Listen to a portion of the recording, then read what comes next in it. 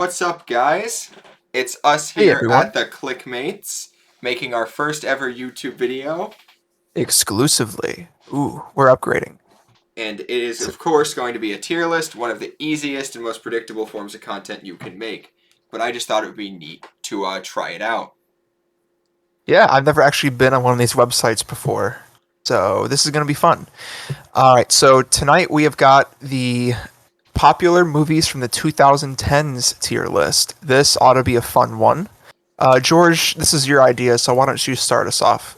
Okay, so we're just going to go from left to right, down all the rows until we're finished placing our rankings. Some of these we haven't seen before, but that's, of course, the purpose of the bottom tier on this one. So, to start us off, we have got Captain America Civil War. All right, so Captain America Civil War. Now, I don't know if you guys can see my screen, but you can rely on George here. Captain America Civil War, first of all, one of the best Marvel movies for damn sure. Also, probably one of the better, I would say, action sort of spy movies of the last decade as well. I would say overall the Captain America series in Marvel is among the better films. I think they're all exceptional top half of the Marvel films for sure. I think Civil War is also possibly the best one for that. I'm going to put this one for me in the enjoyable category. It's by no means one of my favorite films of the decade, but I think it's definitely one of the best from the MCU. Okay, I definitely agree with that ranking. For a second, I was worried that you were gonna like place it higher and start us off with like Put it in the favorites. I It's thought my you were favorite movie ever. I thought you were gonna be like it's amazing, and then I was gonna have to be like I don't know if it's like the best. Yeah, the movie is really great by Marvel movie standards. It's terrific. It's pretty much everything you could want in a superhero movie. I remember actually, funny enough, this was the first. This was the first movie that I actually technically saw in the MCU in Really? film. Yeah, because like I I would have thought that. yeah, because I don't like bring it up much, and you wouldn't think about it now because of like how obsessed I am with like comics and superheroes. But back when like the MCU was first starting, I never really made it to the theaters to see any of the movies, and so other than like if one of them came on like late night TV on one of the channels I had, Hmm. then I just wouldn't see it. Like I'm pretty sure I saw like most of the first Avengers on TV and like the first Iron Man. I saw the first Avengers movie in high school. Actually, we had it was our teacher George. We had Mr. Weston. We watched it in his class when we just weren't doing anything one day. It's ironic though because I actually saw Iron Man in theaters in 2000. What was it, 8 or 9? 8, I think, I believe. Yeah, I saw it with my dad in 2008. I was there for the very beginning. All right, next up on this list, we have got John Wait, Wick, the first one. I didn't even say my ranking. Oh, my bad. So I will say though, the entire like middle sequence of the movie around the middle, I was like so hyped. There were so many back to back moments. One, T'Challa shows up as the Black Panther for the first time. The whole like chase sequence in the tunnel with Bucky and Cap and T'Challa, so good. And Great then introduction for Spider-Man too. dude, one holy fuck. Because like obviously I knew Spider-Man was gonna be in the movie because like all of my friends at school like wouldn't stop talking about it. Like, yo, Spidey's gonna be in the MCU. We never thought this was gonna happen. But watching the movie and then you just see it transition and you just immediately know you're like, oh, Tony's going to get Spider-Man. Mm. So how do you rate it? I would agree with you. I would say it is enjoyable. I would rank it higher, but it is a little bit bloated, I feel like. There are quite a lot of characters, and as a result, some of them don't get the time to shine. It also suffers from something that almost every Marvel movie suffers from, which is a really ugly color palette. It's not the most good-looking film. It, al- It's it's it, quite plain. it also suffers from, I know this has been talked about to death, but one of like the dumbest plot holes in like any of the movies, and that's The part of the movie where Zemo, yeah, spoilers if you haven't seen it yet somehow. When It's your own fault if you haven't seen it by now. when Zemo like impersonates the therapist so he can like turn Bucky back into the Winter Soldier. How the hell did nobody like realize that Zemo wasn't the therapist? Because this is a therapist at a secured like Avengers level compound, or well, not Avengers level, but like I assume that since the Avengers were allowed inside, the security clearance needed here would be insane. So they should know the names and faces and biometrics of every person coming in and out. But Zemo Hmm. just strolls in. They even had technology introduced in the previous Captain America movie that changes your face. And instead, they just had Zemo kill the therapist who looks nothing like him. But yeah, I may be rambling now, but I did love the movie. So fun. The ending of the movie broke my heart because of the beef that Cap and Tony had. Yeah, that was quite a fight as well. It was. So now, moving on, next on the list, we have the first John Wick. How about you go first on this one, George? Oh boy. So, believe it or not, I have not seen any of the John Wick movies yet. What? Yeah. You haven't seen any of them. I have not seen a single one of the movies. All I know is that someone kills his dog and he gets really upset and he goes around killing people. And there's like a hotel that's like a safe zone where no assassins are allowed to like kill each other and like on the property. Jeez. I can't believe that. All right, so I have seen John Wick. I've seen one and two. Um, I'm not sure if I've seen three. Uh, John Wick Chapter 1, I am also putting in the enjoyable category. Once again, it's not one of my favorite movies of the decade necessarily. I'd say it's in like the top 20. Um, it's a great film, obviously. I think at this point everyone is aware of how much of a game changer this movie was with its hyper violent style. Keanu Reeves was excellent as John Wick, and the gun fu, the fighting in the movie is. I mean, it's so good you almost wouldn't even think it's a movie. It's hyper violent and hyper realistic. I think that it's got a very basic plot, but it works. This movie is not a mind teaser. It's not a historical epic. It's a movie where a guy gets pissed off and he shoots a bunch of Russian dudes, and it excels in that position. So I'm gonna give it an enjoyable. Action is amazing. The cinematography is really, really, really great. It's a very good looking movie, especially compared to the Civil War. I don't think the plot is all that crazy. I mean, we've all heard it before. Guy gets revenge on goons. That's it. Uh, but it set up a great series because I think the others are also good, and it really changed the game as far as it came to action movies. I think that just like the Bourne Identity, the Jason Bourne movies in the early 2000s, they really changed the action genre. I think John Wick has done the same thing. It's updated the action genre to the next or current level that it's at. And that's all I have to say about John Wick. George? All right. Solid reasoning. I do intend to. What platform are the John Wick films on? Like what streaming platform? I'm honestly not sure. I'm gonna Google it real quick because I might watch one of them after, like later tonight or tomorrow or sometime. Okay, next up on the list, we have Inside Out. Of course, Pixar movie.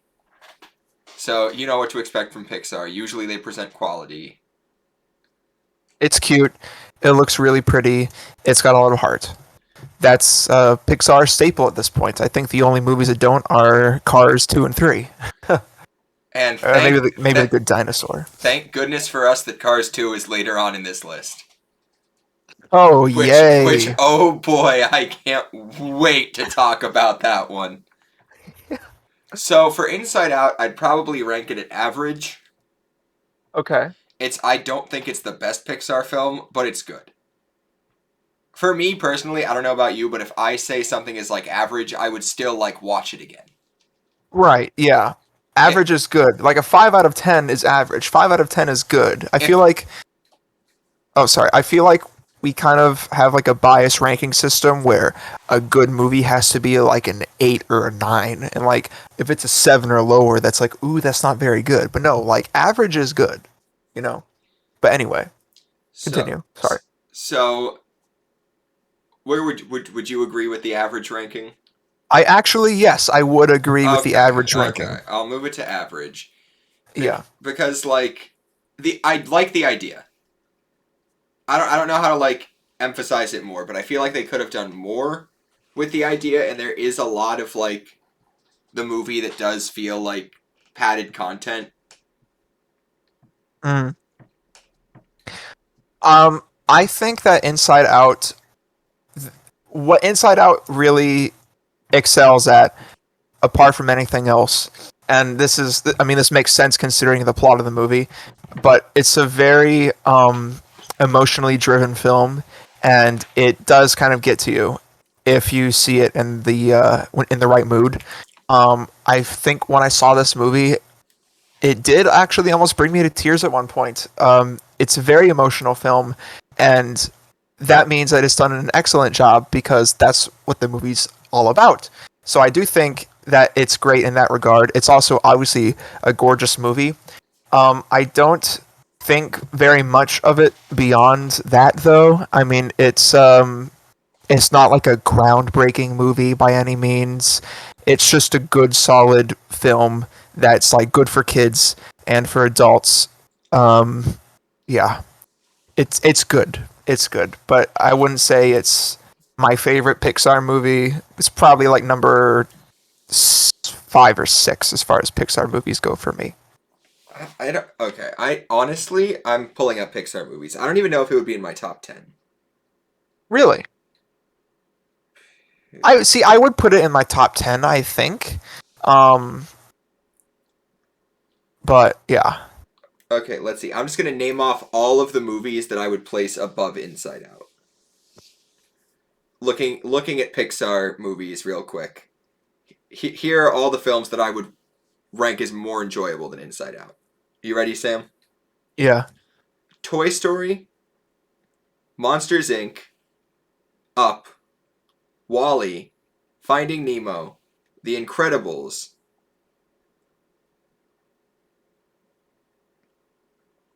Toy Story 2.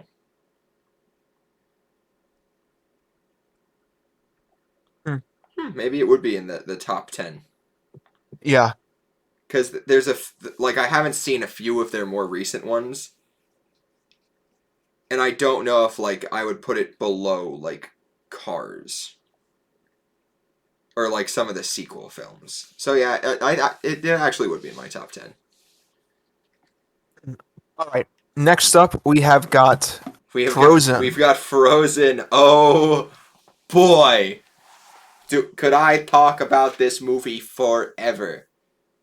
All right. Well, let's try not to, but it seems like you want to get some stuff off your chest, so you go ahead. So, this movie, as everyone of course knows, after it came out in 2013, right? 2013?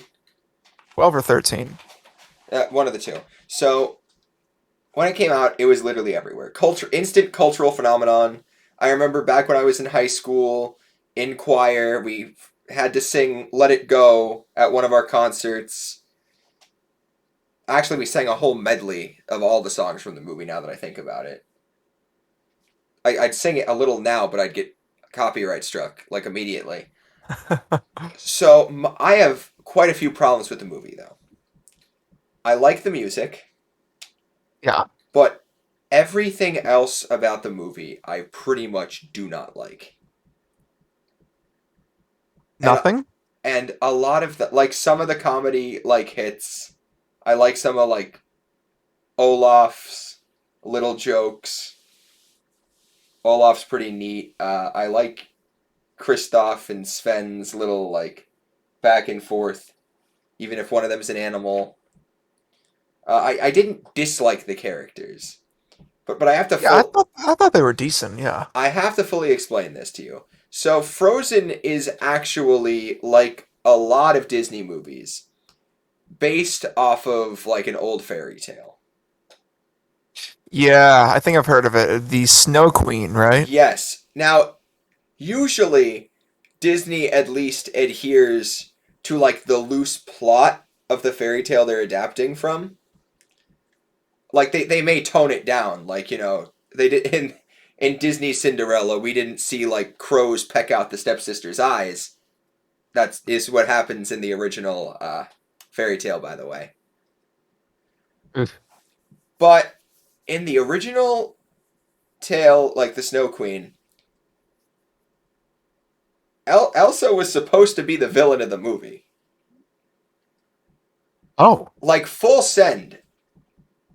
Like, I don't want to just be talking out of my ass here, but I feel like even the people who worked on the movie said that like in the original like drafts, Elsa was the villain. Oh, damn. Wow. Because the whole thing is that Elsa really did just feel like so isolated and like so shunned by the rest of society that she fully went like crazy. She pulled like you know,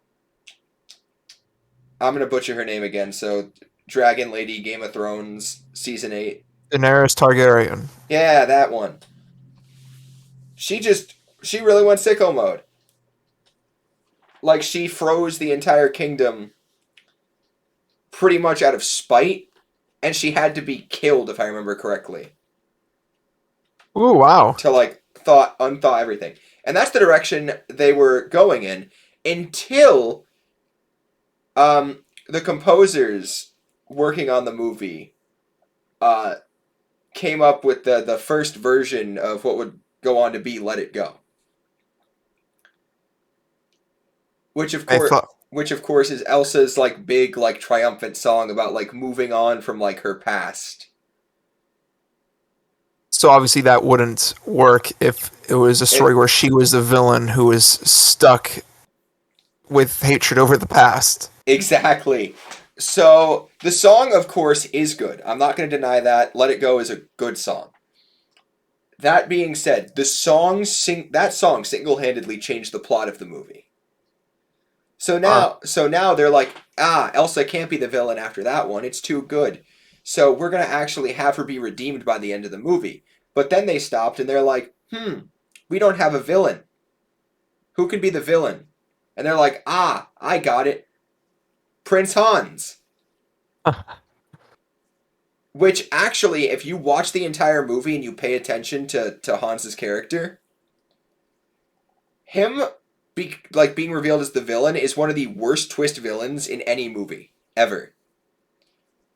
Because he's literally written as a different character in the first half and then the second half of the movie.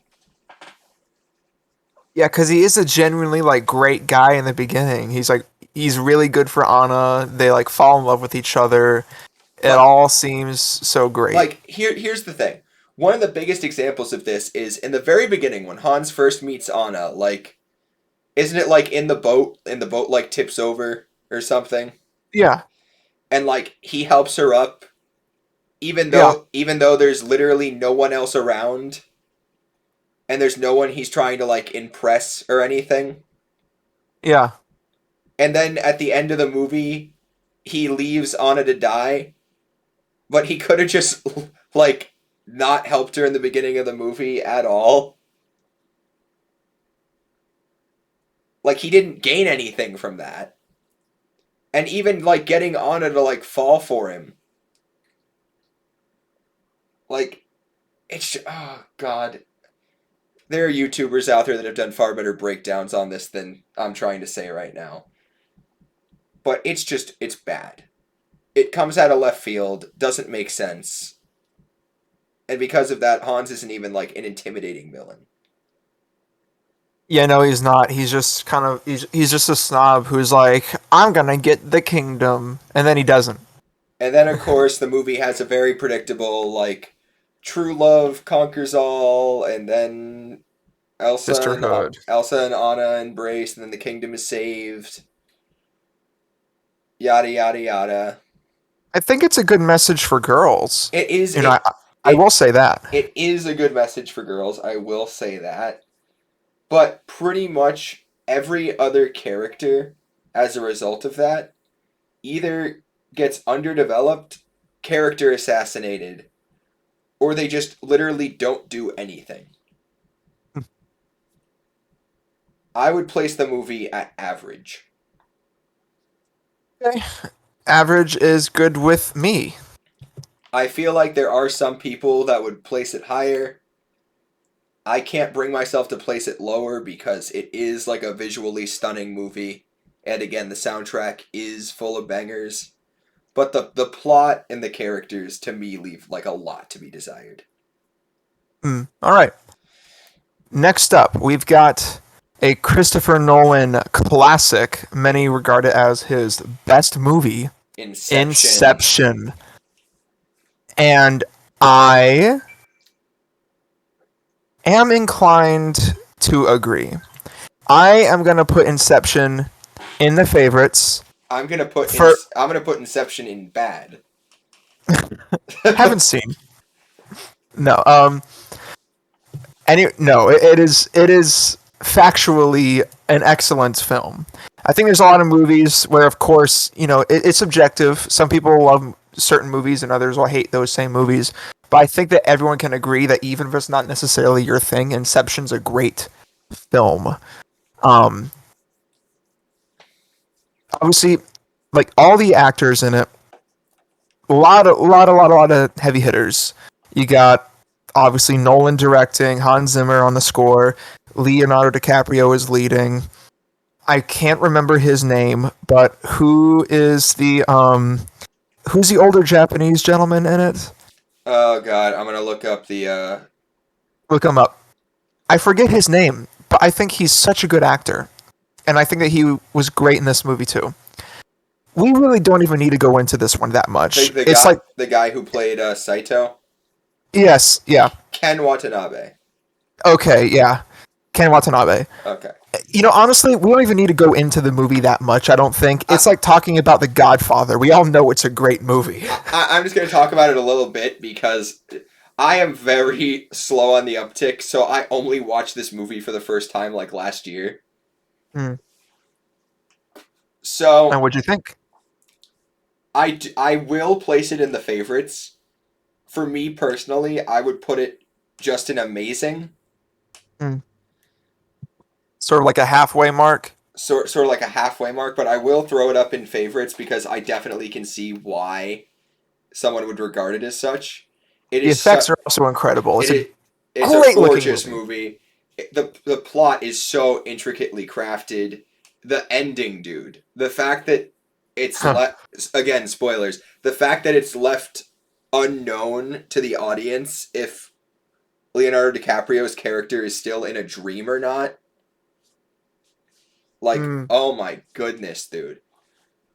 The whole like multiple jumps thing at the very end of the movie when like there's so much going on inside of like there were like four layers at the end, weren't there?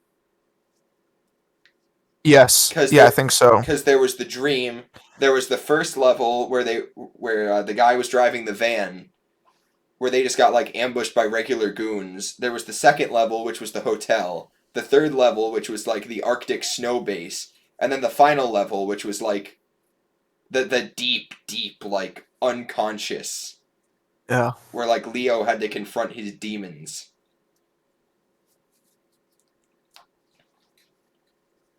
Great movie. Absolutely. So, favorites. Christopher Nolan classic. If you haven't seen it, you really should see it. It's like a cornerstone of modern cinema, and I don't think that's an exaggeration. All right, Moving now on. moving on, we are getting up to talking about Deadpool, the first one. The first Deadpool. All right, George. I am so biased on this one. It's not even funny. Uh-oh. So, Deadpool, I'm going to say it outright. Deadpool has never been, well, not I hadn't really seen much of Deadpool up to this point other than like the one video game that he was in. in like Yeah, I remember that was a good. the 2000s. Wasn't he voiced by Nolan North in that one? I think he was. I think I know what game you're talking about. It's a pretty good game. It was like a It slasher, right? it was a pretty good game. But Hmm. aside from that, and like whenever Deadpool would like show up as a PG like version of himself in one of like the Marvel cartoons I watched, I didn't really have much of an opinion about him. But like to this day, I don't really like Deadpool that much. Like he's not one of my favorite Marvel characters. But this movie, dude, this is the first movie that I bought like with my own money. Huh. I can't believe you remember that. I don't know what the first movie I bought is. Specifically, it's the first movie that I bought digitally. I don't Uh, I don't think I bought movies before this because like my dad like collects movies and so he pretty much has anything I'd want to watch or I just like borrow it from a friend. But I bought Deadpool and I laid in bed when I was a wee teenager and I watched the movie on my iPad um the night before it was the night before my family left to go to Tennessee that one time actually. oh, okay. Yeah. Um but it is the only movie that the next morning when we got in the car, I watched the whole movie again. Twice in a row. Twice in a row. I watched it, went to bed, woke up, watched it again. You liked it that. So I'm taking it you really liked the movie. I love the movie because at the time it released, it was such a breath of fresh air. It was at the time. Yeah, The and the the part of the thing. fact that Sorry. we had not really gotten R-rated superhero movies that were also like good made this one just so amazing and it still had like a lot of heart to it. You know, I completely forgot that this was the first like big, successful, good rated R superhero movie because we do have some of those now, and you don't think of it quite as much. Um, I would say that this movie, for me personally, um, it's a funny movie. I don't have any dedication to Deadpool, just like you, George. I was never familiar with him. I never heard of him much before. Like they started talking about like the leaked trailer from the movie back when it was in like development hell. Um, I think if this tier list had been made when the movie came out, I would have rated it higher. Because I do think that like when it came out, I think it would have been in favorites, maybe, or amazing. But for me, the movie just isn't that incredible anymore. It has been a while since I've rewatched it, so maybe I would change my tone if I did see it again. I think it's really funny. It's obviously very crude though, so not for everyone. I would say it's like in between enjoyable and amazing. I do think it's a great movie. All right. Me Absolutely. I totally get what you're saying about like if this tier list was made when it like right after it released. Yeah, Because but back then I probably would have put it in amazing.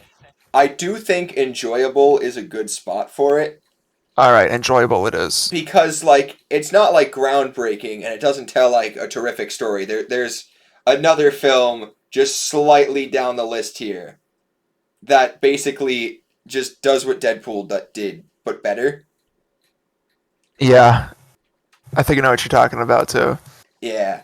But it's a fun movie. It is such a fun movie. There are moments where it does get like sad.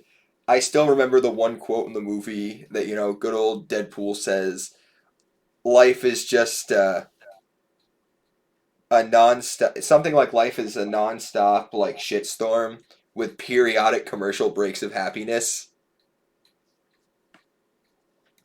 I do And, not remember that quote. and like that's rough. Yeah, that So is rough. so now moving on, the next movie in the list, Sam 12 and Years a Slave. Sam and I haven't seen. So we're gonna just move past that. We're just gonna move past it. I I, hear it was terrific. I've heard it was amazing as well. I believe it did win the Oscar for Best Picture. Um, Great movie. I just never got the chance to see it. All right, next up, George, you take it away because I know you're going to be the one with a lot to say about this one. All right, so right off the bat, I don't even care what Sam says. Into the Spider Verse goes into favorites. Yeah, I mean, This I'll accept that. I'll accept that. Yeah. this is definitively, in my opinion, well, definitively, in my opinion, kind of make it sound counterintuitive. But I firmly believe that this is one of the best superhero movies of all time. There's just so much love and care that was put into this movie that I can't believe that the same studio oversaw making this and the Emoji Movie. It's almost baffling how night and day it is. Everyone involved with this movie must have cared so much I hope they got big bonus checks. about the history of Spider-Man and all the related characters. There's so much to talk about. For one, it catapulted Miles Morales into like the mainstream, which is amazing. Miles, it goes back and forth for me because of course like I grew up with Peter Parker, so I will always think that it's hard to top him as like my favorite Spidey. But Miles, like it's tough to say. My number two and number three for favorite Spidey go back and forth between Miles Morales and Miguel O'Hara, aka the Spider-Man of 2099, which is why I'm so happy he's going to be in the sequel to Into the Spider-Verse. That is exciting. The also the soundtrack to this movie was stellar. Literally, Sunflower, obviously, a great song. literally the only two Marvel soundtracks, well, technically three because one of them's two movies, that are like I like love as much as the soundtrack to this one are the Guardians of the Galaxy movies, which Guardians of the Galaxy is the next movie up in the queue here, and then The first Suicide Squad, right? I was gonna say Black Panther. Yeah, that's a good soundtrack. It is a phenomenal soundtrack, but oh my goodness, dude! Okay, I got. Thank goodness I remember this. I have to talk about this. So this movie came out in theaters. Well, I don't know if it came out, but I know I saw it in theaters like just a week or so after Stan Lee died. Oh, And yeah, this was at that time, wasn't it? it was. And I remember, like, normally movies don't get me. Like, I don't cry often. But, You're a robot. shut up.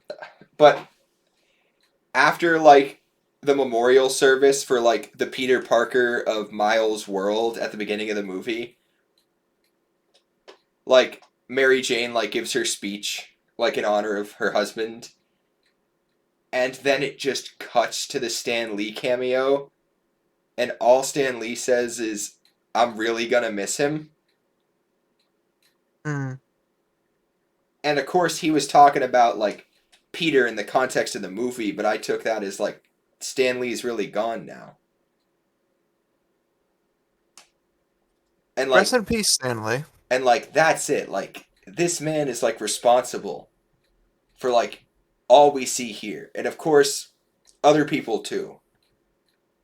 Jack Kirby, Steve Ditko. No man does it alone, you know. Mm-hmm. But he was the face of Marvel, like undoubtedly. Mm. And man, just realizing that like going forward we weren't gonna get like any more Stan Lee cameos beyond what he had already filmed, and that he wasn't going to get to like live to see like future films. Like imagine the fact that Stan Lee didn't live to see like Spider-Man No Way Home. He would have loved that. He would have loved the movie so much.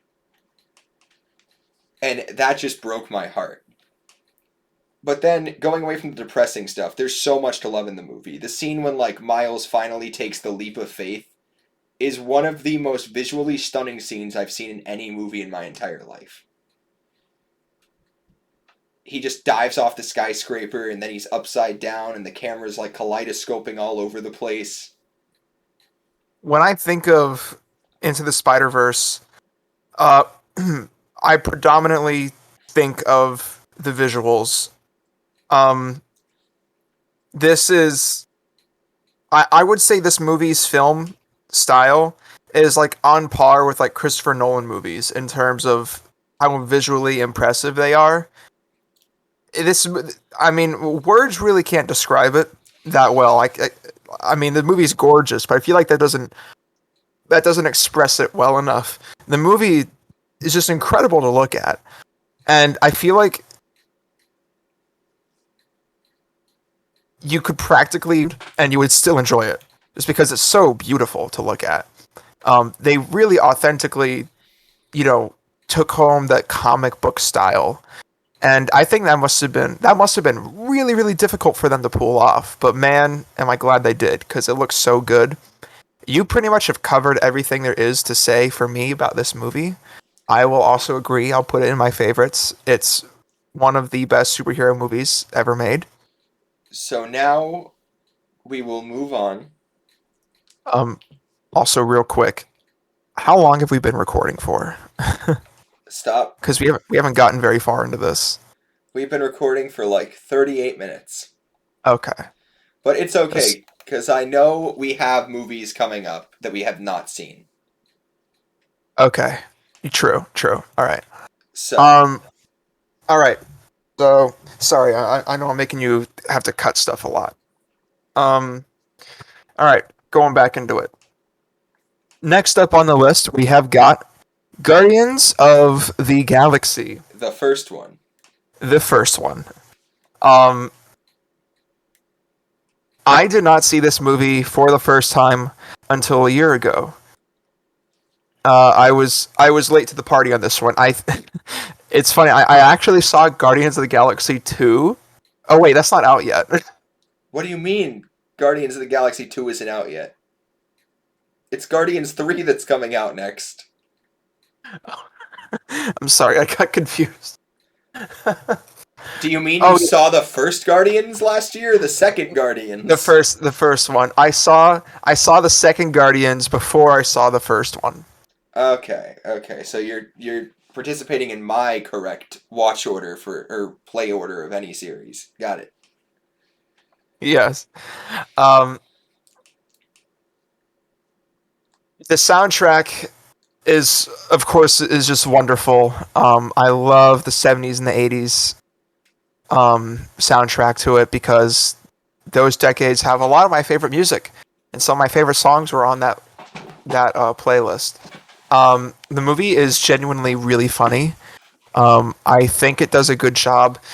A lot of these Marvel movies, they're all made for a general audience, and that means that they want to be good for kids, which means they have a lot of jokes forced into them. And while some of them do work, they're funny movies. Um, a lot of them fall flat, for me at least, and I don't think that's an unpopular opinion. I think a lot of people would be inclined to agree with me in saying that a lot of the Marvel movies jokes just don't work because they're just being forced. Guardians of the Galaxy, however, and this I'm sure has to do with James Gunn being the director. Um, Guardians of the Galaxy is a genuinely hilarious, gut busting movie. I think it's just wonderful. Um, and I would put it in the amazing category personally. I do second that opinion. Amazing for you too. All right. Yeah. Any anything So you want to add on? it's just so funny because this movie really was the point that the Marvel Cinematic Universe like cemented itself as like just being something like never seen before. Like obviously like the Avengers, the first one that came out like a couple of years before this. for the first Guardians. That was when like public audiences first like saw like, hey, we can do like big like crazy crossover movies and like make it work. But Guardians is the movie that like people expected to fail. Right. And you told me Because this. because the Guardians of the Galaxy prior to the movie were like D-list at best comic book characters that nobody really cared about. Nobody really knew about them. I know I never heard of them before. So when Marvel announced that they were making a Guardians of the Galaxy movie, people were like, this is the beginning of the end. They have so many other characters they could pull from, but they're going with this. Because, of course, at the time, Fox still had the rights to the X-Men and the Fantastic Four. And a bunch of other stuff was still in development, but they're like, we're going to do the Guardians. And it's regarded as one of the best movies in the MCU. Totally. The fact that I remember when Chris Pratt got cast as Star-Lord, people were like, are you serious? Yeah. Because back then he was still Andy from Parks and Rec. This He was just the funny fat comedic relief character. this goofy dude, and then he got absolutely shredded and killed it in this movie. Yeah, he was funny as hell. All right. So yeah, Guardians of the Galaxy, amazing. And then, sorry. What were you saying? Oh, I was gonna say moving on. I was going to say that as well. Oh, okay, you go. So now we have John Wick 2, which I also have not seen. But I have seen. But it's kind of funny because I have seen this movie, but I can't recite the plot quite as well as the first one. I don't think that's anything against this movie. That's just the fact of how I've seen it. Has just been kind of like a casual, like, oh, this is on, let's watch this kind of thing. You know, I've never been like, ooh, I want to watch John Wick 2. Good movie. The action is just as good as the first. The cinematography is just as good as the first. Keanu Reeves is just as good as in the first. And I do like that. I do like that the movie sort of expands on the world more. It makes it very interesting because then we're introduced to, we're expanded upon, like, I forget the names, but like the hotel that is the hub for all of the different assassins. And he kind of gets in trouble with leadership and all that jazz. I can't go too much more in depth on this film just because I don't remember it quite as well. I think it's pretty much on par with John Wick 1. Okay. However, it is pretty much just a cut and dry, same thing again. So- It just doesn't really stand out to me. So It's not. you would put it in enjoyable then? I actually would put it in average. Okay. I will put in average, and perhaps people would disagree with this reasoning. It's pretty much just like John Wick 1, which I know I put in enjoyable, but the thing is, it's pretty much the same thing. There's some growth again with like the world, but I didn't feel like there was much more of substance. It is still just, at the end of the day, another cool action flick with people flinging guns at each other in cool ways. And to me, that just isn't as impressive the second time around. So I'm putting it in average, and that's all I have to say about John Wick 2. All right. So, by the way, the name of the hotel was the Continental Hotel. Ah, yes. Yeah. So now, moving on, we're going to talk about that movie I brought up when talking about Deadpool, Logan. Saw that in theaters. That was a great night. The triumphant final send-off to Hugh Jackman's character. What a film. If, let's just say, Deadpool walked so Logan could run. Yeah. Logan is just as, like, gritty and, like, at times, like, gory as Deadpool is, and it can be, like, crude and crass, but also with so much, like, depth and complexity to the characters, and there's heart. and you genuinely care for everyone that's on screen. Mm. Yeah, there's a lot of heart in this movie. Um, it is very much. It's not. I mean, it is an action movie still, technically, but it is much more of a character piece, and I love that. I love subverting the narrative on the superhero genre and taking a different approach to it. Because at the end of the day, this is about an old man taking care of an even older man and they're both dying, and the world is just miserable. And something stumbles into their life that gives them hope again and gives them purpose. And that's a good that's a nice theme, I think, for a story. I think that more than a lot of superhero movies, Logan has a great story.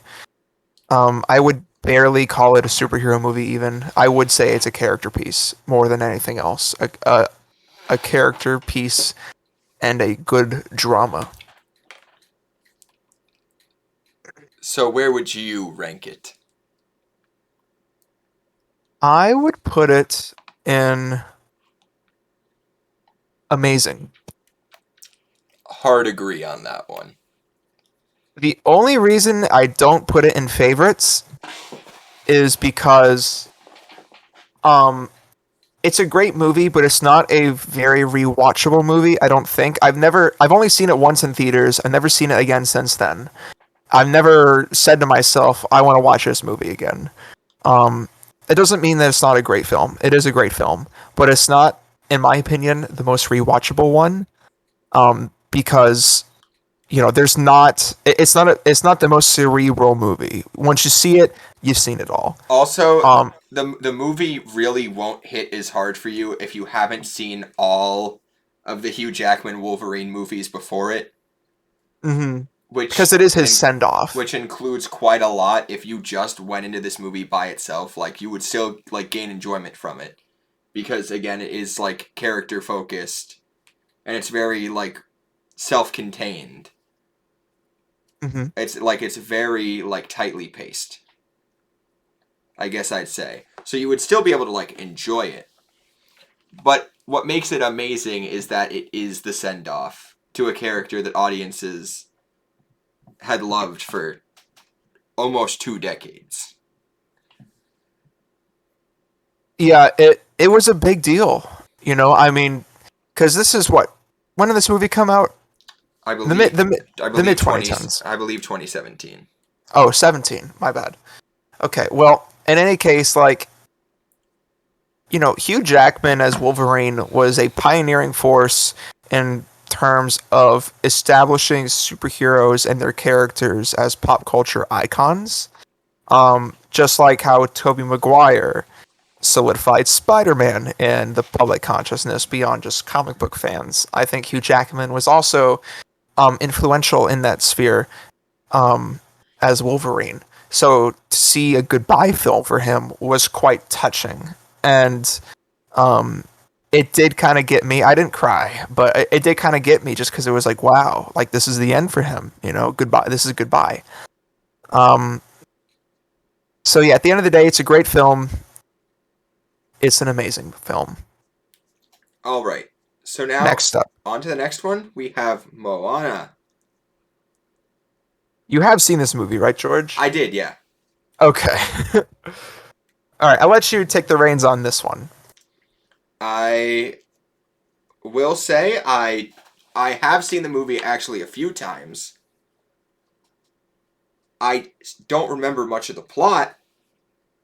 I only remember a couple of the songs, and mainly because like Lin Manuel Miranda was involved with making the music in Oh, I this didn't know film. that. Yeah, he was, and of course, this movie came out like when did it come out? I'm looking this up again, but I'm pretty It sure came out before Hamilton, I think.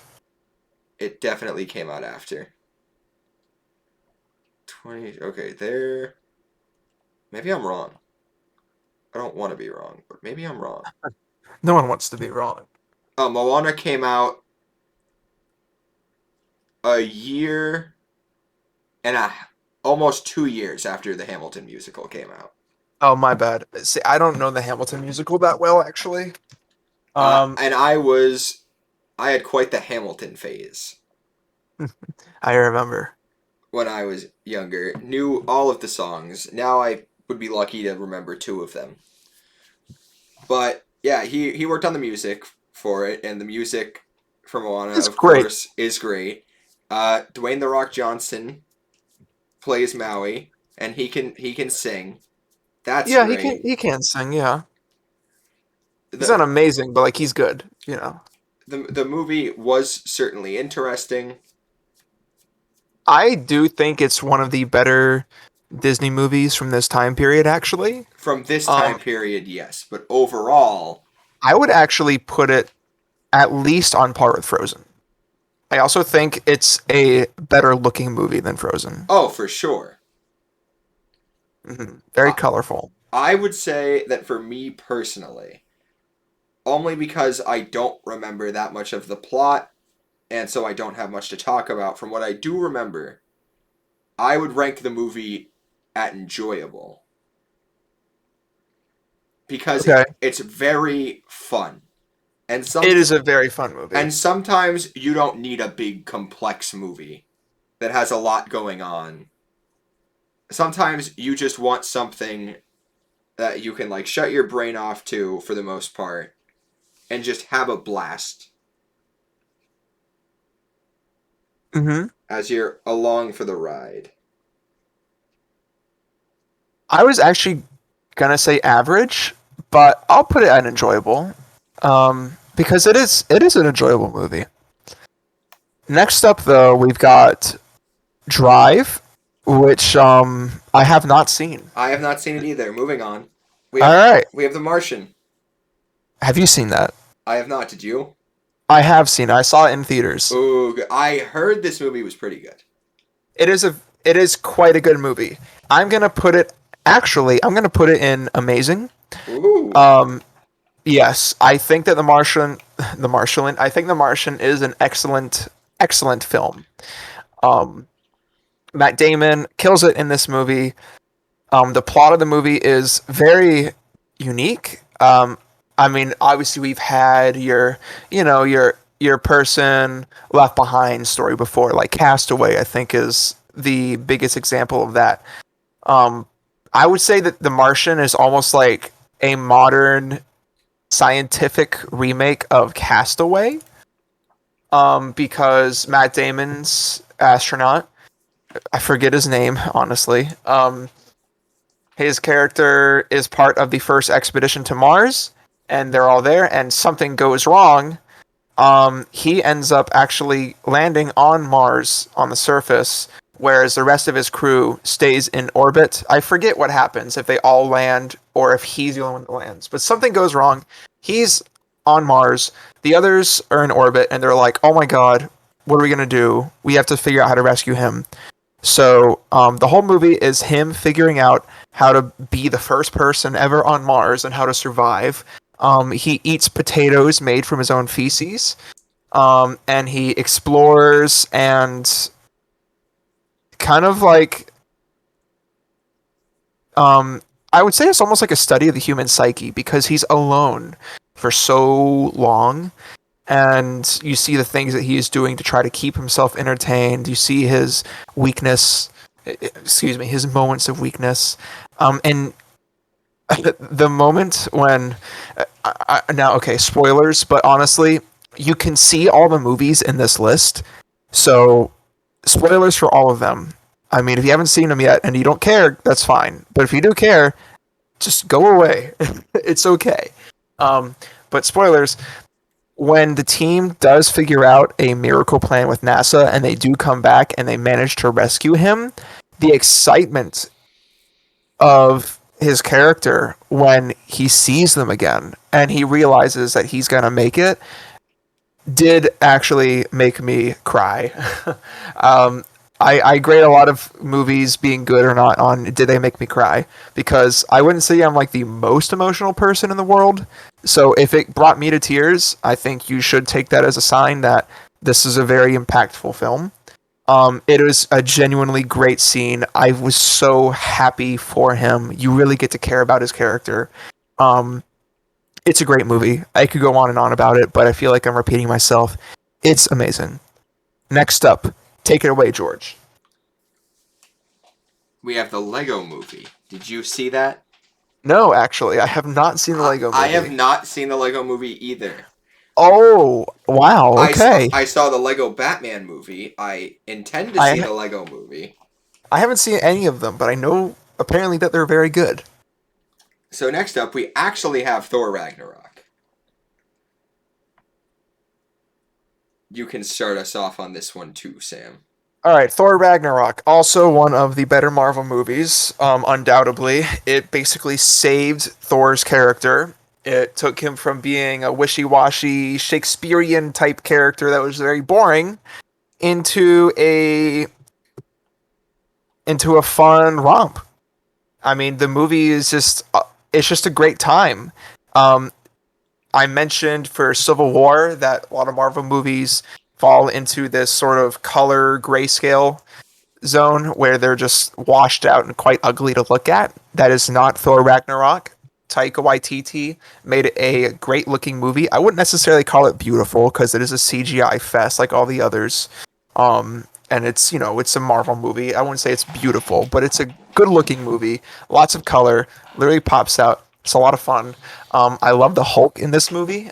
Um, and I think this is definitely a step in the right direction for Thor and for Marvel. I will say it's not on this list because it just came out. The sequel to this movie, Thor: Love and Thunder, um, not quite as good as this movie. And I know that's not really relevant. We're talking about Ragnarok. The action is good. The ending sequence, or like the final third of the movie, when they go back to, um, why is the name blanking on me right now? Valhalla. No, not Valhalla. Um, what is it called, George? I forgot. Why the name is eluding me. Asgard. Asgard. Yes, I couldn't remember for some reason. Um, the final third with the fight of Asgard and its subsequent destruction by Surtur, um, is I think one of the best final thirds of any Marvel movie. And I think that Helen is a fantastic villain. She Did is. you just say Helen? I did. That's not her name, is it? It's Hela. Hela. Thank you, George. Hela. I think she's a great, formidable villain, and the actress did a great job. And I feel bad that I can't remember her name because I've seen her in other stuff, and she's great. Kate Blanchett. Thank you. Yeah. I love her. She's a great actress, and she killed it in this movie too. Um, So where are you rating it, George? I would probably place it at. It's between enjoyable and amazing. I would probably say enjoyable. Enjoyable it is. But I will say this movie so great. The dynamic between Thor and Loki was on point as it always is. The fight scene between Thor and the Hulk was amazing, and I'm still mad they spoiled that whole thing in the trailers for the movie. Although He's a friend from work. although at least in the trailers they did use CGI trickery, so you didn't realize that Thor would lose an eye in this movie. Yeah, they did do that. I forgot. Also, this movie has probably one of the best post-credit scenes in the entire MCU because everyone just barely avoided Asgard's like destruction. And then you see the Asgardian refugee ship just floating through space, and then Thanos' ship pulls up. Boy, it sucked to be them. Because this was the movie leading into Infinity War. And we all know what happened at the beginning of Infinity War. Yep. It was Yep, we it sure was did. it was not a good week for Thor. So now moving on, Wreck-It Ralph. Wreck-It Ralph. I haven't seen the movie in years. I feel like I'd say it's average. I'll say average. It's a good movie. I don't have much to talk about with it. I don't have much to say either. It's cute. I love John C. Riley, so I'm glad to see him in this movie. Um, it's funny. I like the retro video game references. That is fun. Yeah, But at the end of the day, it's a decent Disney movie. I will say I do think it's better than its sequel. it's definitely better than the sequel. Some of the comedy really worked. I love the like villain support group. That was hysterical. Thanks, Satan. Thanks, That was Satan. good. That was good. But yeah, there's not much more to say about Wreck-It Ralph. Funny movie. It's a good fun time. If you have kids, it's great for them.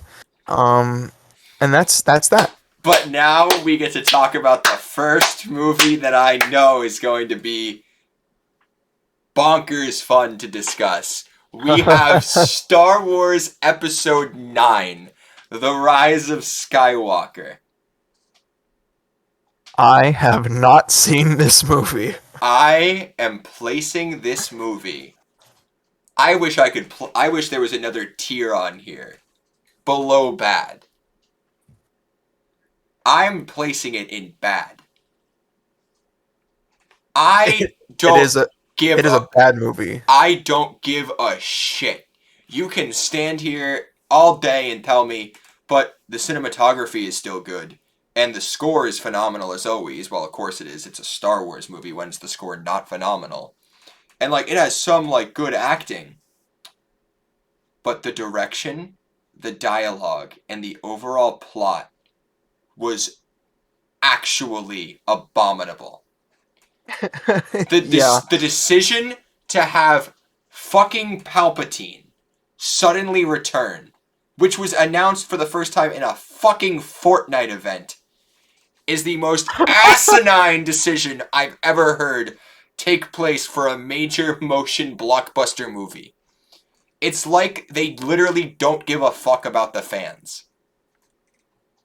The main thing that I take away from this movie is it is the epitome of a Hollywood failure. They did not plan this ahead, and they No, really should have. More than any other franchise, they here, should have planned this ahead. here's the thing. It's funny because it really is like a Shakespearean tragedy in three parts. So, The Force Awakens comes out. It's pretty much like a recreation of A New Hope. It plays it On safe. theaters with my dad, it was good. We had a good time. It was good, it's enjoyable, it doesn't do anything crazy or groundbreaking, it's whatever. Instead of having J.J. Abrams direct the next movie in the Disney Star Wars trilogy, they had on Rian Johnson. Now, I like Rian Johnson as a director. I As we will genuinely see do. later in this. Like, I loved Knives Out. Probably one of my favorite movies from, like, the last decade. That being said, Rian Johnson decided to tell an intricate story of his own creation without fully adhering to prior continuity. And as a result, he ended up subverting expectations that didn't need to be subverted. I don't care what anyone else says. Luke Skywalker was character assassinated to such an atrocious degree that it makes me palpably angry. The fact that Luke Skywalker, the same man that would forgive Vader, that would forgive his father, knowing the atrocities Vader had For committed. killing millions of people. Well, we don't know the exact number. It was at least like tens of thousands. But even if the only thing Vader had ever done was kill the younglings, he still killed an entire temple full of innocent people, including children. And then there was the Tusken Massacre, so even discounting before the Empire technically came to be, he was already like a serial killer. And Luke literally looked at Vader and was like, I refuse to kill you, I'm not going to strike you down, I'm a Jedi like my father before me. And he redeemed Anakin. Anakin came back and killed Palpatine. But somehow he returned. And brought balance to the Force. But yet, for some bizarre reason, Luke gets a bad feeling about his nephew, who is a child and hasn't done anything. And Luke is like seconds away from killing him in his sleep? What? He goes full Minority Report on Kylo. like, here's the thing. If The Last Jedi had been a self-contained movie that had nothing to do with Star Wars and obviously had a different title, it wouldn't be that bad of a movie. Because it was a Star Wars movie and it was the sequel to The Force Awakens, it wasn't that good. Because basically, nothing that J.J. Abrams set up went anywhere. Because J.J. Abrams made it like look like Rey like had some important like lineage. But then Rian Johnson's like, actually, Rey's parents were nobodies, and then there was the whole message with like the kid and the broom, and like anybody can use the Force, which Which I like that that part message. was a good message. But of course, this was the beginning of the end for Finn's character, who should have been one Poor of Finn. one of the main characters, because God, he had the potential to be he had the potential to be as much of a fan favorite as like Obi-Wan Kenobi. He really did. He had the potential to be like the lead of the series, even. I mean, the the saga starts with him. He's the main character for the first like 25 minutes of the movie. Like, you know, well, him and Ray when he meets Ray, but like we start the movie with Finn. There's so much potential. He fights Kylo Ren and he holds his own for a few seconds. And then they just sent him to a casino in And the that's second that. movie, and that was that. And then he So didn't do anything in the third movie. it's really genius because also Snoke, Shadow Leader, just gets killed by Kylo in the He just Last Jedi. dies. He just Now That's nothing cool. He just dies. all of this stuff adds up, and so in the Last Skywalker, J.J. Abrams comes back to direct this one, and he decides to backpedal on everything Rian Johnson did. And he goes, actually, Rey is Palpatine's granddaughter. Also, Palpatine was alive this whole time. Also, Finn has no importance. Also, fuck you. Also, look, Leia's flying. That's crazy. That's kooky. We don't care about any of this. Why is this happening? Who cares? Oh, look, Kylo's dying. Oh, he's Ben Solo again. He's gonna kiss Rey. Rey's a Skywalker, I guess. Holy shit! I'm done with this. I'm moving on. It's bad. Next up, Birdman. I have not seen it, Not but seen, apparently it's incredible. not seen it either. Then we have the first Despicable Me. I do think it's better than the other Despicable Me's. I do actually. A lot of people don't like Illumination Entertainment because they're sort of like the Walmart of animation studios. Um, they are purely just In it for industry. profit. Yeah, they're purely just for profit. There's not as much heart or anything. However, I do think Despicable Me was a great. Um, it was her first movie, wasn't it? I do. I believe so. I Yeah. so I do think maybe even putting it in enjoyable. Honestly, yeah, I would put Despicable Me in enjoyable. I think that despite all the grief that people give the studio behind it, I do think it's a really cute movie. It's got a very sweet message. It is genuinely funny. There's a lot of poop jokes and, kid humor.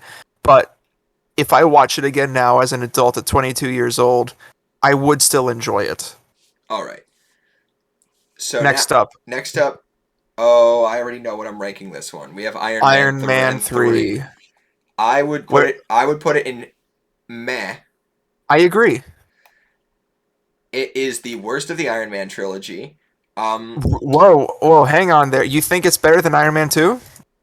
I what I said it's the worst of the Iron Man trilogy, and you said you think it's better than Iron Man 2.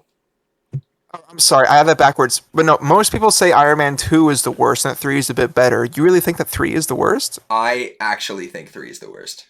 All right, tell me why, because I feel like this is somewhat of a controversial opinion. Okay, here's the thing. I had way more fun with Iron Man 2. Iron Man 2 had a bad villain, but only because the villain's motivation was like paper thin and like generic. Iron Man 3 hit you with the twist villain on top of the actual villain's motivation being so piss poor that it's laughable. Oh, Mr. Stark snubbed me at a conference like 20 years ago. So Oh, now whoop-de-doo. so now I'm evil and I'm the fake Mandarin. Lol. Like no, I didn't care about any of the villains in the movie. At least in Iron Man 2, I was like, oh, like Justin Hammer's like a decent villain, I guess. And Whiplash is at least fun. Yeah, he is fun. He's like a crazy Russian guy. That's always fun for a movie. Um, I like about Iron Man 3, I do think it's meh. Um, I do like the main thing from this movie that I enjoyed was Tony's PTSD post the Avengers, because I feel like that's not something that most any superhero movie would actually like give any attention to. It's I, just, oh, this is their job. They're used to it. They kick the alien butt and, they go home and celebrate in their mansion towers. But Iron Man 3, Tony is like kind of crippled by the PTSD. Like he's having visions, he's having nightmares. It's physically affecting him. I like that. I like the part with the kid in the middle when he's in like Kentucky or Tennessee or wherever it is that he falls and lands in the snow. I like that too.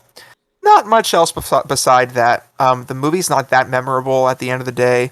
And although I think it was fun to have Ben Kingsley in as like a fake villain, I like Ben Kingsley. Um, the actual villain was not impressive. I don't even remember his name. uh, Aldrin Killich or something like that. I think so. Also, this movie suffers because this was before like pretty much every director had to like get full approval from like top brass, aka Kevin Feige, about like the overall plotting of the MCU as a whole, and so the director for this one, Shane Black, ended the movie with like Iron Man like retiring, Tony Stark retiring. Yeah, it's not a great movie at the Now, end of the day. we're gonna move on to Cars 2. Bad. Bad. Awful. James Moving on. James Bond, but with Mater as the main protagonist. Awful. Next up, Bohemian Rhapsody. Have not seen it. Haven't seen it either. Heard it was good. My parents saw it. They said it was decent. Liked it. Okay, we have the first Avengers movie. I would put it in enjoyable. I would say average. Ooh, good take, but I will accept that. I am saying average because, and again, this is sort of a similar thing with like Deadpool. It's a hindsight kind of thing. It was a Yes. huge deal when it came out. We never seen anything like this in a movie before. But looking back on it now, compared to the Marvel movies we have these days, I honestly, I just find the movie kind of boring. And I mean, there's plenty happening in the movie. It's not like a really slow movie necessarily or anything. It just isn't very interesting to me. It's quite generic. I mean, Loki's a cool villain, of course, but there's just a generic alien army with flying monster ship things. Fair. And they're attacking New York, and then they beat them, and that's the end of the movie. Like, it just doesn't. It doesn't tickle my fancy at All, all. all right. So moving on, we have Jurassic World. Meh. I I did agree. not care for this I movie. agree. I still don't think they should have rebooted Jurassic Park, done I agree. sequels. I absolutely agree. Although I my favorite part about the movie is the fact that every single like store like in the park in the movie is like a real store, and it's like product placement extravaganza, and it yeah. was hysterical the first time I saw it in theaters. The fact that fucking Jimmy Buffett has a Margaritaville Jurassic World. in this movie is absurd to me. The fact that all of the dinosaurs are just like so comically over the top. The fact that there's a mutated giant like super T-Rex that can turn invisible at will is so dumb. The fact that the main female protagonist, Claire, is able to outrun a T-Rex in high heels is beyond mind-boggling. The fact that the kids in this movie didn't the fact somehow they didn't die is a miracle. I also feel like that they were just really annoying. The kids, like, they just screamed a lot. And then, like, They there was did. the same thing in Jurassic Park. Like, the kids were scared and they were screaming a lot, but But they, like, were having but interesting conversation and they were, like, kind of contributing. They had their own moments. The kids in Jurassic World, I just thought were annoying. they were. The only part of the movie that I enjoyed was the part where they went to the ruins of the original Jurassic Park. So Yeah, that was nice. that shouldn't even count as a point for this movie. Moving on. Jurassic World and the entire Jurassic World saga to me um, is the textbook definition of Hollywood bringing something back just for the money. This did not Exactly. need to happen. Next up, we have Toy Story 3. This one's obviously going to get rated well, but I want to hear what you have to say about it. I will say that I probably am going to put it in enjoyable for myself. Okay. That being said, the ending of the movie still to this day makes me tear up. When Andy like gives up the toys to the new This little girl. Yeah, this movie made me cry when that happened, and it also made me cry the first time when you think they might actually die in the trash pit. I knew they wouldn't die in the trash pit. Now, obviously, I know, but in that moment, I actually wasn't sure. So, I like, I was upset at that scene, but only that time. But I yeah, this is a touching movie. I feel like Lotso Bear was an entertaining villain. Not the best, but it worked. Uh, this is the one where Buzz got. Did Buzz get stuck in Spanish mode in this movie, or was that the second one? No, that was this one. That was this one. Yes, Okay, thank God. I did remember that right. That was hysterical. it was very funny. It was so funny. Uh, I'll agree. I'll agree with you on enjoyable. I think that this movie was amazing, but I think that um, it's still a great movie. It's still one of the top Pixar movies, which is really surprising considering it's the third Toy Story movie. all right, But it's not. It was a bigger deal when it came out than it all is right. now. I can't even read the title of the next movie. Hereditary. I didn't see it. Did you see it? I have not seen it. Apparently, it's a really, really, really good and like frightening movie. Um, Interesting. I never seen it. I do want to see it though. Next up, we have The Social Network. Haven't seen that either. It's been a while since I've seen it. I would put it at. I'm just gonna throw it on average. Okay. I'd say it could be enjoyable, but like just barely makes it into average. This next one is gonna be the one I like to talk about. Revenant. The Revenant. I was not that big of a fan of this movie. Okay, I'm glad you said that because I was gonna put this one in meh.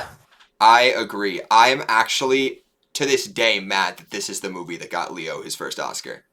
And that's the reason why this movie's a big deal because this was the movie that got Leo that shiny gold trophy. This There were memes for years on the I internet, know. people talking about it. Yeah, It's and then such a boring movie. it's very boring. It's boring, it's painful, it's like an hour and a half of watching Leonardo DiCaprio bleeding out, crawling through the snow. And like it's a great story in real life. Hugh Glass is a legend that he survived all of that, but it didn't make for the most compelling movie. I feel like the entire point of the movie was just the bear fight. And then You know, the rest like of it was just that's why filler. that's why everyone went to see the movie. We all went to see that movie because we wanted to see Leonardo DiCaprio shoot a bear. But that is it. Um, Moving on. yeah, moving on. Also, let's not forget that there was like a subplot with his like a Native American boy who I think was his son, but like there was not I enough don't. shown I about it to do. make any sense. I do not even remember that. I'm being Yeah, honest with you. Moving on, we have Us. haven't seen it. Haven't seen it either. I really should see it. Next up, John Wick 3, which I know you haven't seen. I have seen this movie. I'm gonna go ahead and put John Wick 3 in average because it is at this point with the first John Wick being such a game changer. It's the same thing, so it's good. It is formulaic, just like the others. I honestly don't actually remember this movie that well. There's only like one scene in this movie I remember with them on like a patio with like some Middle Eastern guys late at night. I can't even go further than that. I don't remember this movie well. I know I've seen it though. I know I enjoyed it. Um, but that it wasn't anything interesting, so it is average for me. All right, Next up. solid. I feel like we should start speed running through these Yeah, next up. because we've got quite a lot more to go. We have Big Hero 6. It's good. I would put it in enjoyable. All right, I'll agree with enjoyable. It's a I cute like movie. it. It's fun. There's superheroes. The fact that the main character, that Tadashi, I think that's the name of the brother.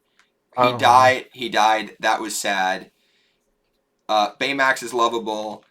The whole dynamic with like the whole main cast is so sweet. They form their own like superhero team. They beat the bad guy. It's a very like feel good movie. For the most part, quite like inspiring and like lighthearted, although there are some darker moments in there. It's solid. mhm. Yeah, solid. Moving Next on. up, The The Incredibles Incredibles 2. 2. Did you see this one? I did when in theaters. I did not. I've seen reviews about it. Apparently people said it was not as good as the first one. Um, it doesn't have the same magic as the first one, but I do still think it's a good Pixar movie. I kind of disagree with the reviews a little bit. I did like The Okay. Incredibles 2. I will put it in average though.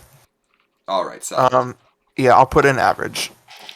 Next up, we have The Hunger Games. I think this is catching fire.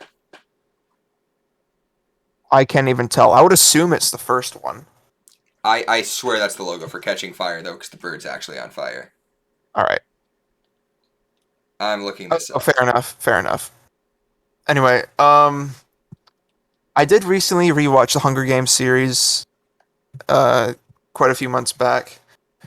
Catching Fire is the second one, right? Yeah.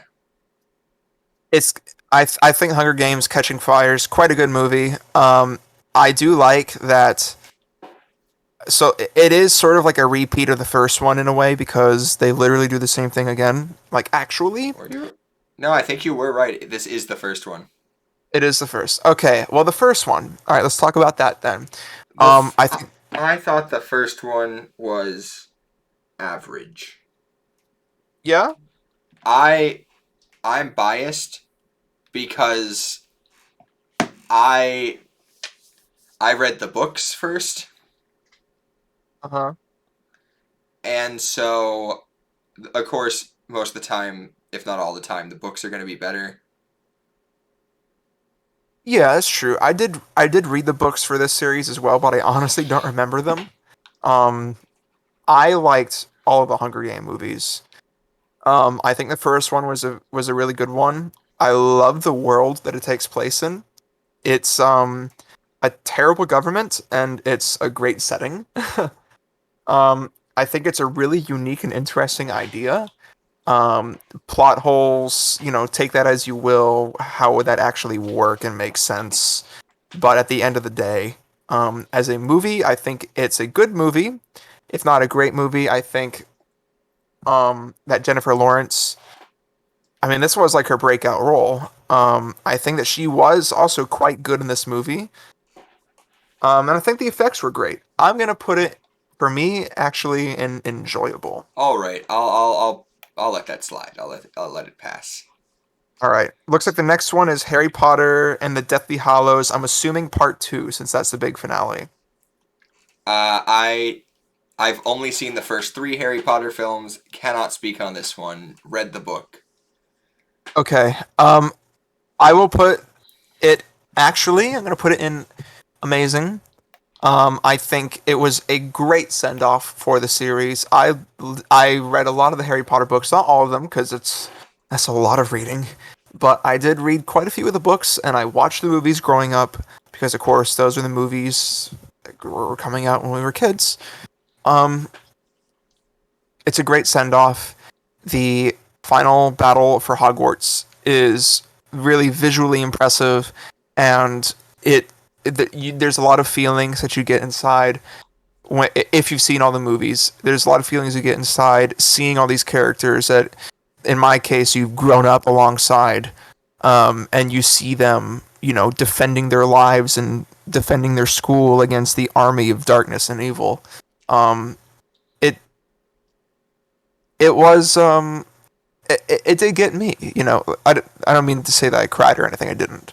I don't want to make that a recurring theme, but it got to me. It was it was nice and kind of heartbreaking at moments to see. I also love how Neville Longbottom becomes the hero and kills the final Horcrux, the snake, and really he's the one in a way that saves the day alongside Harry. I think it's a exceptional movie, so I'm putting it in amazing. All right, solid. Next up, I know I haven't seen that movie. I don't remember the name of it, but Isle of Dogs. I have not seen it. It's a Wes Anderson movie. Apparently, it was decent, but I never I saw haven't it. seen it. How to Train Your Dragon. Did you see How to Train Your Dragon? Of course. I never did. Oh, okay. Well, it is actually favorites. All right, solid. Favorites. How to Train Your Dragon. Um, I, oh my God, what's the main character's name? It's not Finn. Um, Hiccup, yeah, and then yeah, Toothless. yes. He is such a relatable character, or at least he was to me, because like he's a kid, couldn't really do anything, wasn't very good at anything. Everyone just kind of pushed him aside. Even his father was like, oh, you're gonna be the leader someday. You gotta grow up and get strong and big like me. You're a weakling right now. So it's kind of relatable to me because I wasn't like the most popular kid or anything. So I really loved seeing him meet Toothless and tame Toothless and go on this epic journey and kind of prove himself as a valuable person in society and kind of save the day. And I also think that the style of this movie is really cute. Um, and I don't, and obviously I mean cute in like a, not like a little kid way, but like it's a cute looking movie, animation wise. It's a beautiful looking movie even. And I think that the finale of it is really interesting, and dragons are cool. So, you know, All right, well yeah. said. I actually think the whole series is exceptional. What are the next two movies on the list? I can't even tell what the next two are. I think the second one is I see Tom Cruise's face. Okay, then the next one is A Quiet Place. The next one. Yeah, Did the you next one up. did you see Quiet Place? I saw A Quiet Place too. Okay, so you haven't seen the first one. What I've about not seen the I've not seen the first one. Have you what? seen it? Not at all. Have you seen Tom Cruise's? I don't even know what movie it is. It is Mission Impossible Rogue Nation. Um, I have not seen that Mission Impossible. I haven't seen it either. It's going and haven't seen. All right, now I just know that we're gonna have like not directly in a row, but we're gonna have some favorites here easily. Yeah. I actually have not seen The Wolf of Wall Street. Oh fuck you, dude! I haven't either. Are you serious? I What thought kind of what kind of tier list is this gonna be? Oh my God, we've never seen The Wolf of Wall Street. I swear that Holy crap! I swear that you'd seen it before. No, I've never seen it. I thought you would have seen it. Oh Oh my man, god. we have to watch We that. we This whole tier list is basically ruined now because we. that would probably go in favorites. I'm gonna say this definitively. I've never seen the movie, but based off everything I know about the movie, it's in favorites. It has to be in favorites. Yeah, Like it has to be. unless the whole world played a cruel trick on me and gaslit me into believing that this movie was like phenomenal, it's in favorites. I haven't seen Hmm. it, but it's in favorites. Honorary favorites. Next up, Yeah, we have It Part 1. take it away, George. You go first. I would say that It Part 1 is somewhere between average and enjoyable. I almost want to lean more towards average in hindsight. Average. Thank goodness we agree on that. It wasn't that scary or unsettling, and honestly, I preferred the original like TV movie from the 80s. I want to say The 90s the 90s. with Tim Curry as Pennywise. I liked that one more than the reboot. I still haven't even seen part two of the reboot, but Me neither. it was fine. It was perfectly acceptable. It got audiences interested in like Pennywise the dancing clown again. That's fun. All right. Yeah, I'm gonna put that in average. There's not So much more I have to add on to it. It was a big deal when it came out. Now it's no, just kind of like we kind of overhyped that one. now Fun fact though about it. That is the movie that I went to see on my first date in my life. I you're took right. I took the girl to see it. Moving on. You take this one away, George.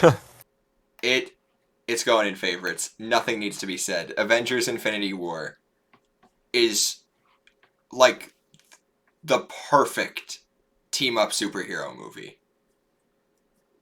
Do you think it's the best Marvel movie? It might just be. If we're talking about MCU. Because as I said before, Into the Spider-Verse I really love, and then there's other stuff that I also love. But Yeah. holy shit, from the moment this movie starts, it comes out swinging. Picking Mm-hmm. picking up where Infinity War left off, Thanos brutally kills Heimdall and Loki and beats the shit out of the Hulk, which like who can just do that? And then Yeah, and he did that with without the Power Stone too. he did that with his bare hands, just with pure technique and finesse. And the Hulk barely got away. And the only reason Thor lived is because Thanos just let him live. And from there, it's off to the races. Bruce Banner wakes up in the Sanctum Sanctorum, and then it's him and Doctor Strange and Iron Man and Spider Man, and it's going crazy. And then the Guardians of the Galaxy show up, and it's an emotional movie, and Thanos is essentially the main character. And Thanos Great wins. villain. And wins in the end. The villain wins. And also, I got to give the shout out to Josh Brolin for portraying Thanos.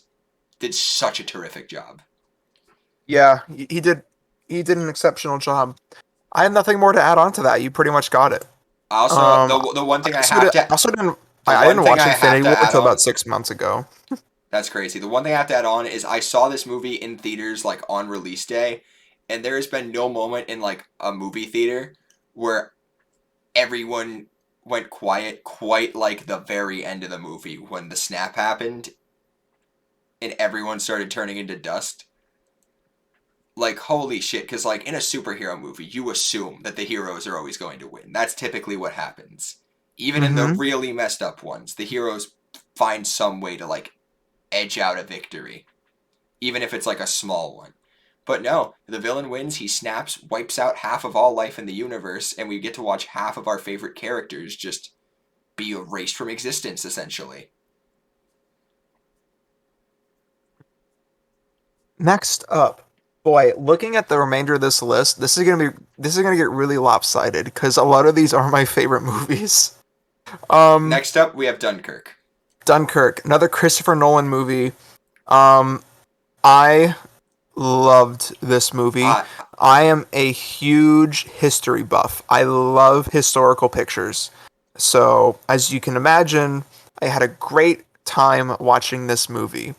Um, this movie is interesting because it's not much of like a character piece or anything. Um, I mean, I would say, if anything, this movie is a thriller more than anything else. Um, it's not as much of a character piece or even a drama like Inception is. This movie is not about the people. This movie really is about the event. It is about World War II and the Nazis invading and taking over France and the escape from Dunkirk and Normandy. At the end of the day, that is what it's about. The sound of this movie, and I don't just mean the soundtrack. I mean the audio of this movie is definitively, I think, the best audio I've ever heard in a movie. When the planes are dropping bombs and when the artillery is going off and when the guns are shooting, the boom that you hear will actually like shake you if you see it in like a theater in like IMAX or something. It is an experience to watch and hear this movie. Is also like any Christopher Nolan picture visually striking. This movie is fabulous, absolutely fabulous. The only reason I'm putting it in is because I do absolutely adore this movie, but I don't want to make the favorites list lopsided. Um, That's fair. because there are a few other movies that I like just a little bit more than this one, but this movie is in like my top 15 favorite movies. Um, it it's really an experience. Did you ever see it? I have not seen it yet. Ooh, I need all to. right. Next up, you take this one away because I know you're looking forward to this one. We've got Knives Out. I love Knives Out. I Now, already know it's going in favorites. now it's such a good movie. Even if like I pretty much knew who the villain was from the first trailer because I figured that because audiences would assume that like and well rather make the association that Chris Evans has been playing Captain America for like quite a while, that he was like this good guy, so then Chris Evans' character Ransom ended up being the villain of the movie, the antagonist. All but that twist, while it was like kind of predictable, all the other ones weren't, including like the big twist that the main character actually didn't poison the head of the family, Uh-huh. because seeing as how she was like a practicing nurse, she was so good at her job that she felt like the weight difference in the medicines, so even though the vials got switched, she still administered the correct one That's crazy. in the right dosage, which means that the old man. Wow, my God, I have to look it up. I'm not going to keep referring to him as the old man. I need to rewatch this movie. I really do. But the fact that he killed himself, Harlan, Harlan Thrombey, that's right. The fact that Harlan killed himself because he thought that he had been poisoned, and then you find out that he killed himself for no reason, is insane. Mm-hmm. The very ending of the movie, the fact that Ransom gets tricked into admitting culpability in the murder of the housekeeper because the main character, Marta, has this whole and well, not because of it, but Marta has this whole thing where like she throws up anytime she lies. And so when in the final confrontation at the end of the movie, when all the main characters are there, Marta just looks at Ransom and is like, "Oh yeah, like Fran, the housekeeper, like she woke up. She's in the hospital right now. She's like telling the cops everything about how you tried to kill her." And Ransom just goes like, "You bitch," and then goes to attack her, only for Marta to throw up all over Ransom. And then Marta just goes, "I was lying. Fran actually died, and you just admitted to her murder." And then Great Ransom stuff. and then Ransom goes to stab Marta with one of the knives from like like the prop in the middle of the room, but only some of the knives are real and the others are prop knives. And he chose one of the prop knives, so he goes to stab her and nothing happens because it's a plastic knife and the blade goes into the handle. And then he just gets arrested and Marta gets the whole family fortune. It's amazing. It's one of the best like detective thriller movies I've seen. The fact that at the beginning of the movie you get to see the same night play out from so many different perspectives is amazing. I loved Hold on, I gotta make sure I get this right. I For me, this is the best detective movie that I've ever seen. I loved Daniel Craig Yeah. as the chief detective. Going from James Bond to like a detective from Virginia or like West Virginia. That So was that was fun. so good. Not much more has to be said. Next up, Next up, Interstellar. I know this is going in favorites. I haven't seen this movie. Sam has seen this movie. I have seen this movie many times since it was released. It's probably one of your favorite movies of all time. It is. Um, this is. I never think about my like few favorite movies ever, but this movie's definitely like my top five, I would say. Two main things about this movie. First, the visuals, and second, the soundtrack. This movie is beyond beautiful. I know I was saying that like, Spider-Man into the Spider-Verse is like a gorgeous movie. This is a gorgeous movie. This is how you make a space movie. The the black hole in the movie was so advanced. They It took thousands of hours to render every frame of the black hole in the movie because they used real mathematical calculations from like NASA and from space agencies to make as realistic of a black hole as possible to see what would it actually look like if there were astronauts out there near one. Um, the story is really interesting and also tragic. It's a very sad movie. Um, and the soundtrack to this movie, okay, it's been a common theme throughout this of me saying that like some of the better movies made me tear up. The soundtrack alone to this movie has made me cry. The piano is so beautiful. Hans Zimmer is such a talent. I hope he never dies, and I hope that he makes every movie soundtrack for the rest of eternity. He's so talented. Um, I almost want to just like end it there because I can just gush about this movie forever and ever. It's like my father and I's. It's our favorite movie to watch together. So it also is personal for me because it's a good way for us to connect.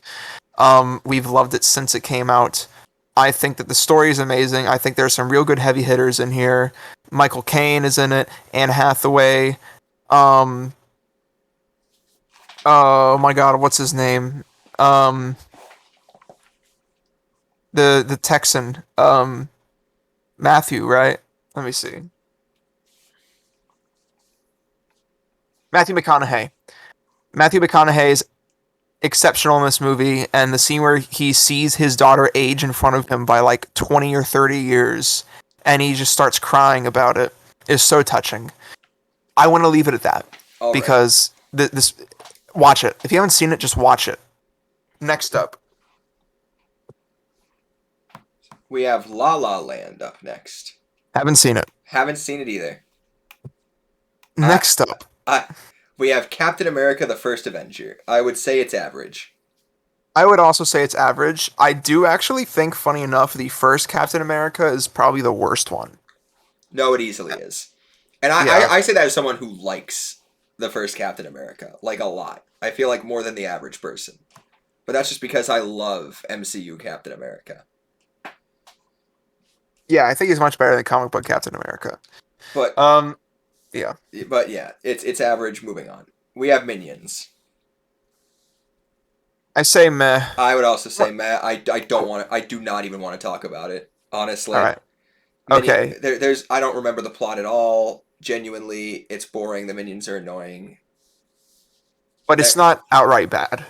no. It's watchable. Next up, we have the Hateful Eight. Haven't seen it. I also have not seen it. We are just showing our uncultured taste, I guess. I know we haven't seen Wolf of Wall Street. We haven't seen Birdman. So next up, we have Looper.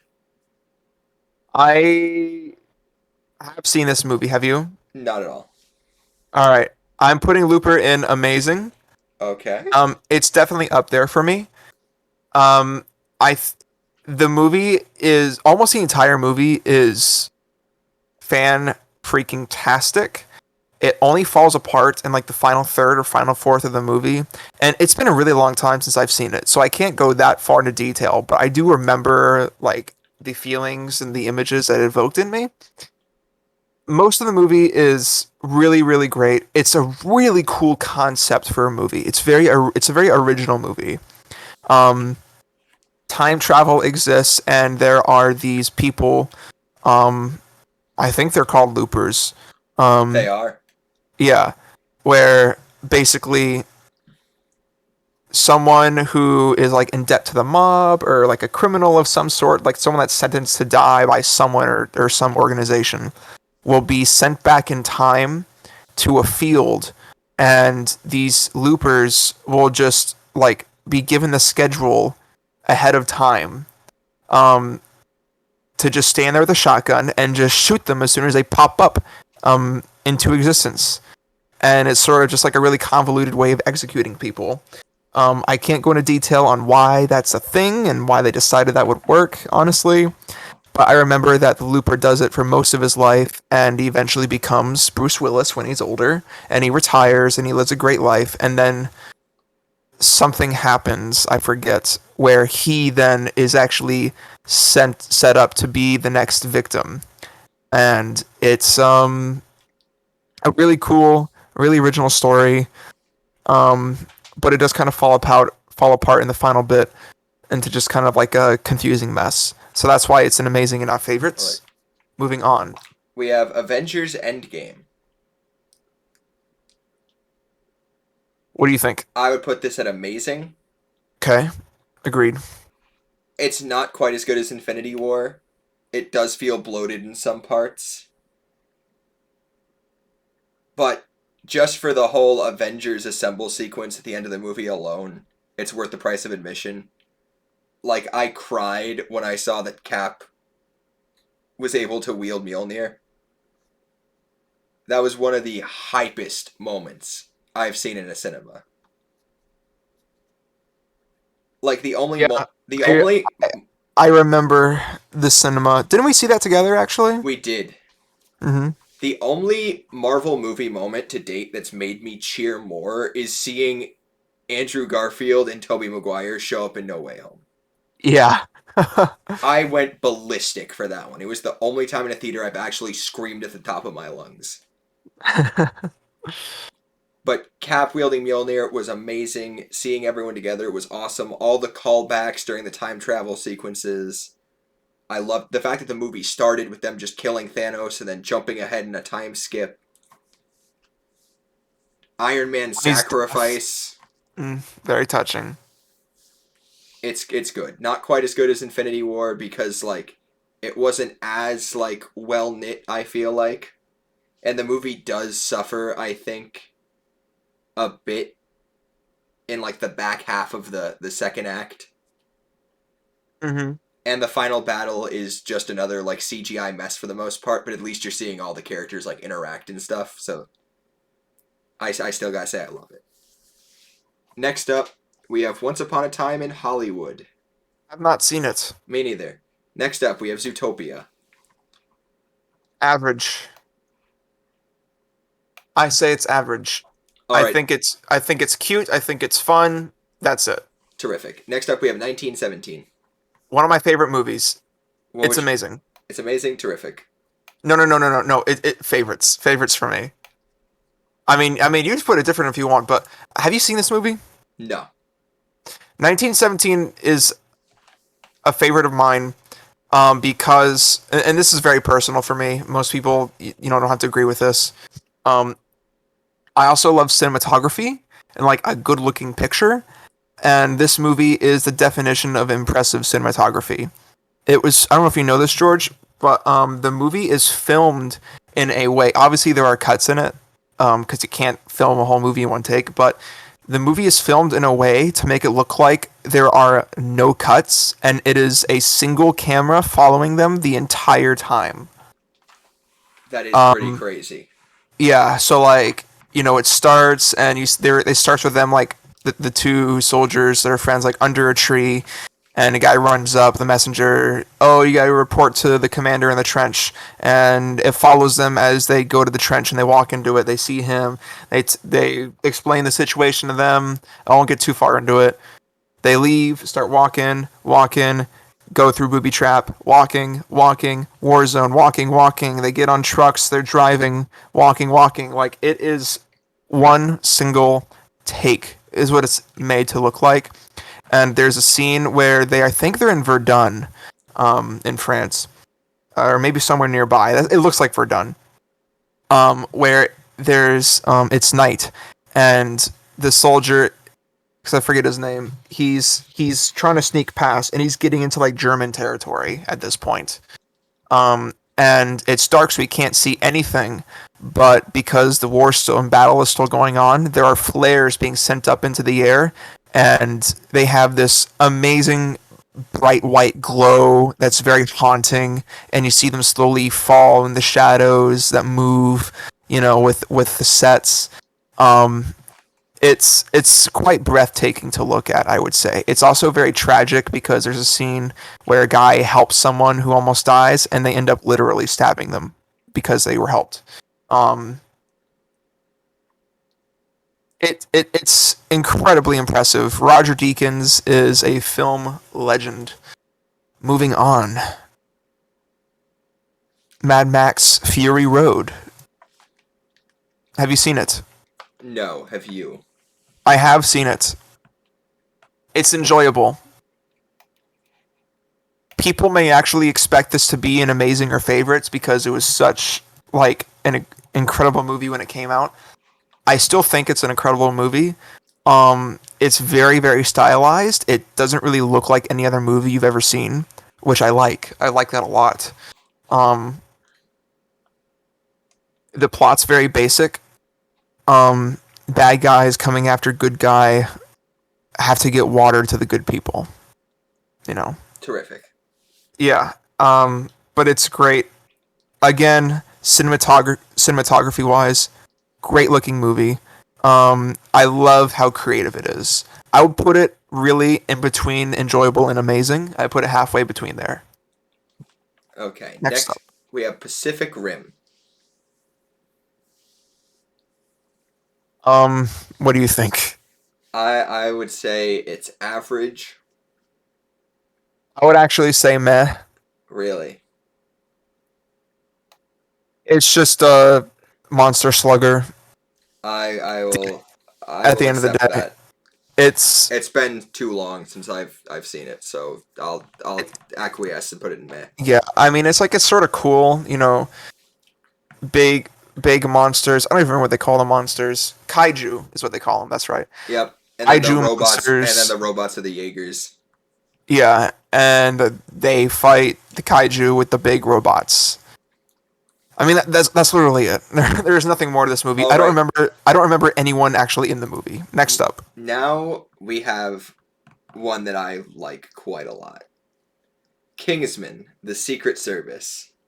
That was a great action movie. It was such an enjoyable action movie. Like, I almost can't describe how much of a blast this movie is. It's just It's a very fun movie. it's like balls to the wall insane. The movie comes full circle. The endings, the very ending of the movie, is pretty much like a recreation of a scene that happens at the very beginning of the movie. Mm-hmm. The ending with the princess is it towed a fine line at first because it was kind of creepy, but then they made it really, really funny. And I thought it was a hilarious way to end it. I won't get into that though, for YouTube monetization reasons. But what would you put it at? I'll give it an amazing. It isn't. I'd say it's an amazing action film. It's on this. I think it's on the same level, if not more than John Wick, because it's very stylized. It's got really cool action, and I think it kind of upped the ante. No, next up, you take this away, buddy. All right. So actually, contrary to what people are going to expect me to probably give this, based on how I just trash talked this movie, as well as the rise of Skywalker, I would say this movie is just average. Really? Because this movie, like I said before, on its own, it's a good movie. Rian Johnson knows how to direct, and I like his directing like style. Hmm. If you were to replace all of the characters we already know and love, then the plot actually is like kind of inspiring. Hmm. The fact that like the hermetic mentor that's like given up on the outside world shows up at the very like last moment, the 11th hour, to stall the bad guy long enough for the good guys to escape. Mm-hmm. Which like, and I know even like even regarding the fact that that is Luke Skywalker, it is like a direct parallel to what Obi-Wan Kenobi did in A New Hope when he stalled Vader before becoming one with the Force. I just wish that Luke's character wasn't damaged like beforehand. Hmm. I feel like they could have found some other explanation for why Luke like wasn't an active participant in these events already. But it is fun. It does do a lot of neat things. I wish to God that J.J. Abrams had stuck with Rey being nobody, because that would have been so much more emotionally poignant, whatever. Poignant. Yeah. Hmm. Just saying like anybody can just have the Force. It's not always just destinies and chosen ones. Like that was pretty solid. Very true. Now, next up on the list, we Baby have Driver. Baby Driver. Haven't seen it. I would put it in amazing. Oh yeah? The only reason I'm not putting it in favorites is because Kevin Spacey's in the movie. No, just kidding. Is Uh, he? yeah, Kevin Spacey's one of the main characters. Oh, okay. I didn't know that. It is, it's such a good movie. Now, you're going to tell that, like, there is one director that I really like, and that's Edgar Wright. And you'll see him pop up again a few movies from now. His direction style is just so fun. Do you remember what Baby Driver's about, Sam? Isn't it about a deaf guy who's getaway driver? It is about a guy who has really bad tinnitus. Oh, Tinnitus, yeah, tinnitus. tinnitus. Who so like constant like ringing in his ears, and Hmm. so the dude, baby, he's a getaway driver in Atlanta, and he listens to music, which like calms him down, Oh, okay. and like he's in this life of crime, but then he meets a waitress, and like he starts falling in love, and like he wants out of the scene. He doesn't want to be in the life of crime anymore, but he gets like roped into like one last job, and like shit goes off the rails.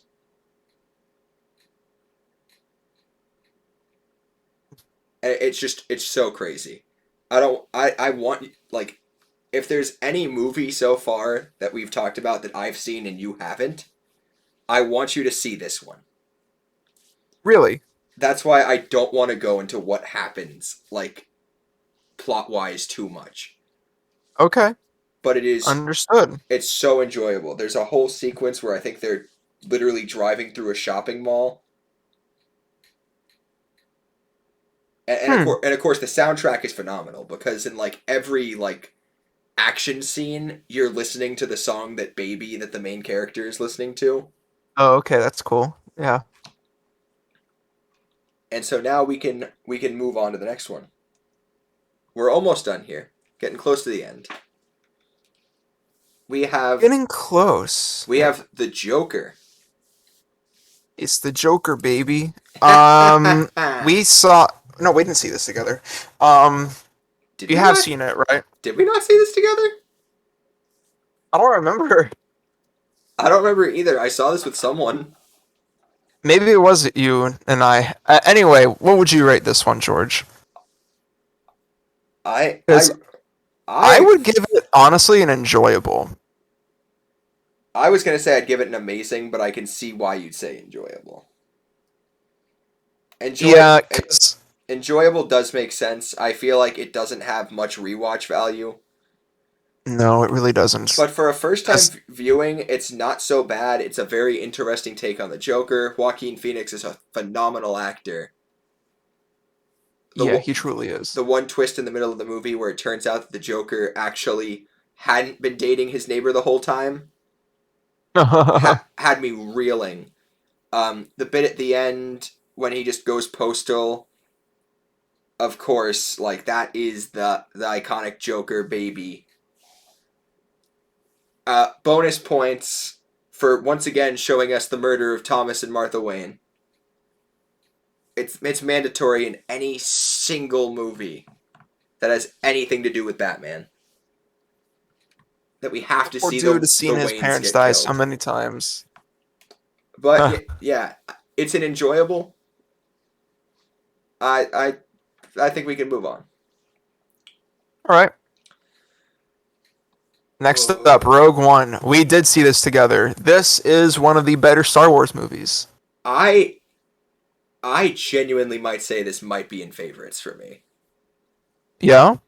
It's such a good movie.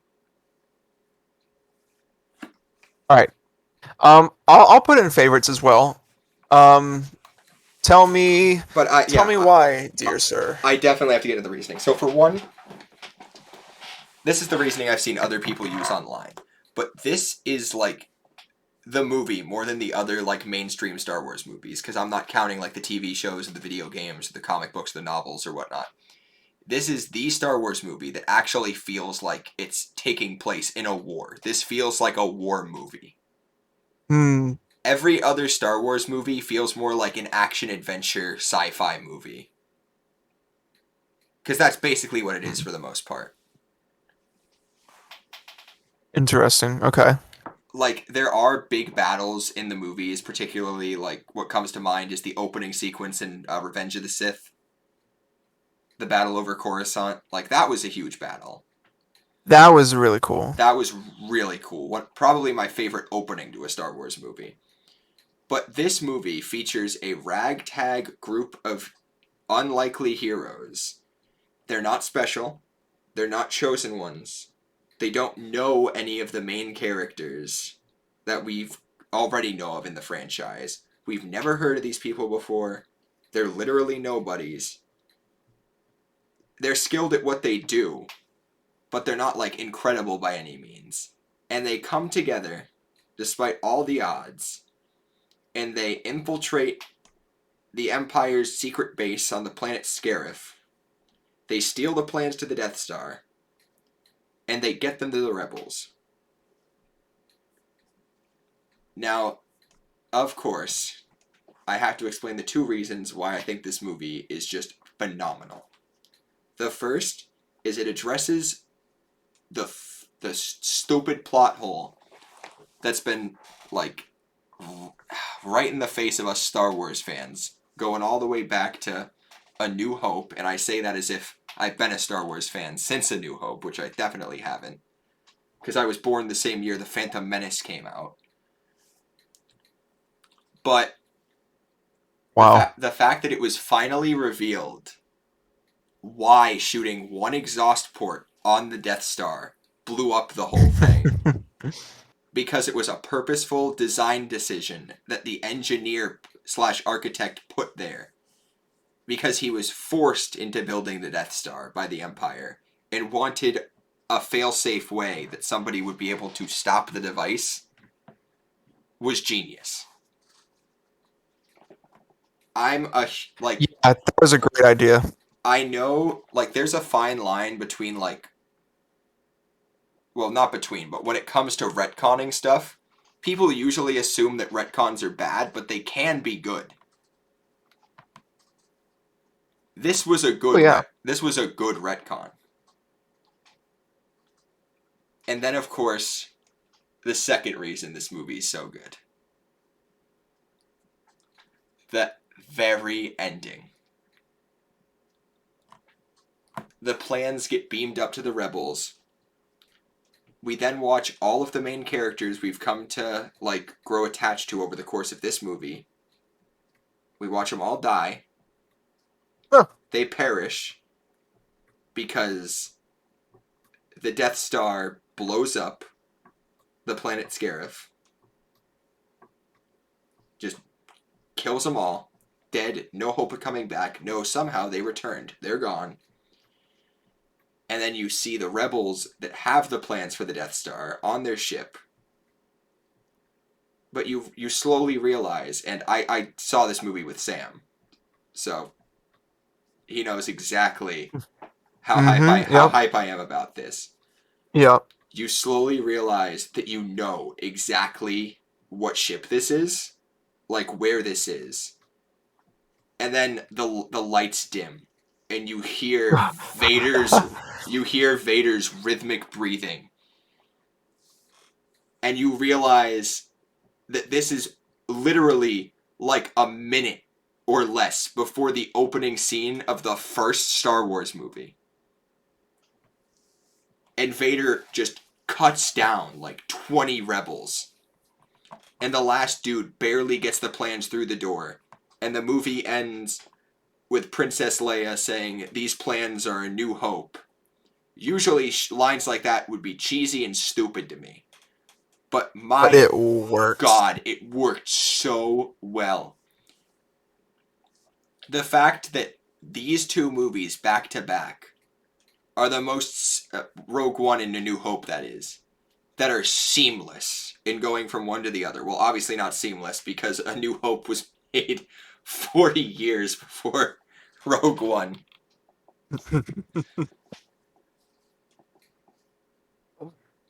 Wasn't more than 40? No. It's slightly less than No. 40.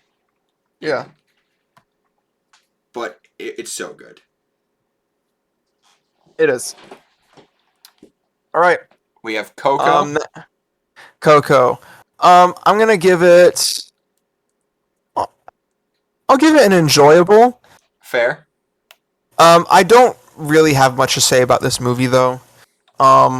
Another great Pixar movie, very cute, really pulls at your heartstrings. It is emotional. It is beautiful. It has a really nice story. I think the villain is fun. Um, yeah. All right. I do think it. I do think it's better than Inside Out. So next up, we have another movie directed by Edgar Wright, who directed Baby Driver. Scott Pilgrim versus the World. And you take it away because I actually have not seen this movie. This is one of my favorite movies of all time.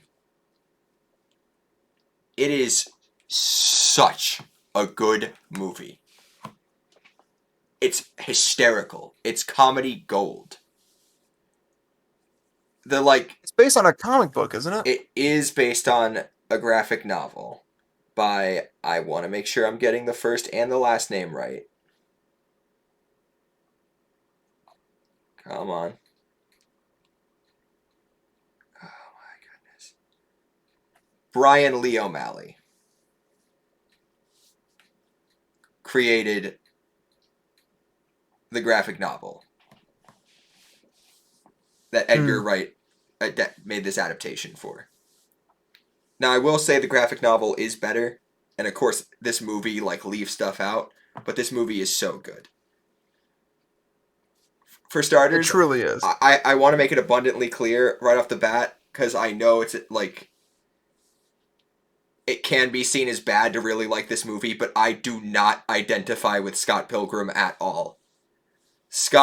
I know that Scott is not meant to be a likable character, and he's definitely not a good person.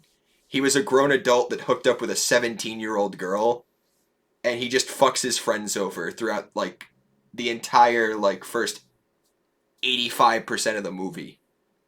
Damn. But why this movie works to me is because Scott does grow as a person throughout. Like he does become better. I don't want to spoil this one to you either, Sam. But of course, you probably heard that the premise is that Scott gets with this one girl, Ramona Flowers, and in order to like date her, he has to defeat her 7 evil exes. Yeah, I think I've heard something like that. And so like the movie is just like him fighting the exes, and like I love the whole supporting cast. I love Scott's roommate in the movie. The final, oh my god, dude, the final act of the movie is so good. I love it so much. And they just went like full like comic book graphic novel with it. Like when the exes get defeated, they actually explode into pocket change, just like in the source material. It's so absurdist at times. The comedic timing in this movie is perfect. I don't even know how else to like emphasize it. Also, the some of the people in this movie, like, it's crazy to me. Like, I've told you this before, Sam, but you might have forgotten. What notable like actors slash actresses that have appeared in like superhero movies do you think are in the cast for this one? Um, Honestly, I can't think of any.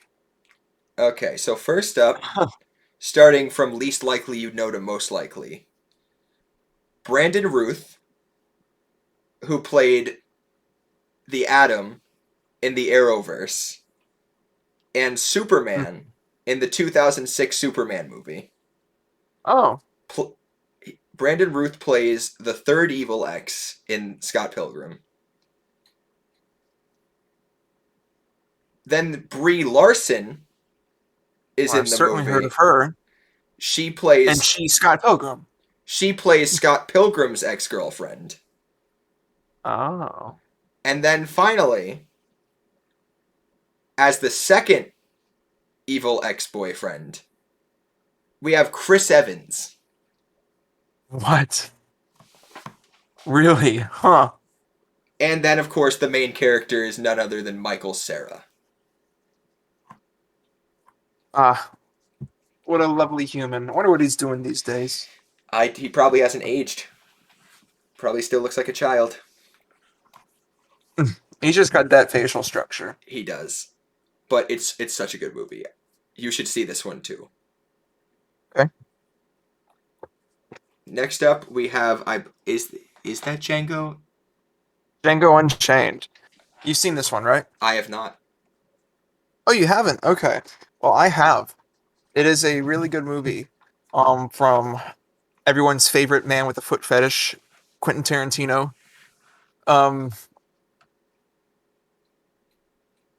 this movie is extraordinarily violent and very, very racist, but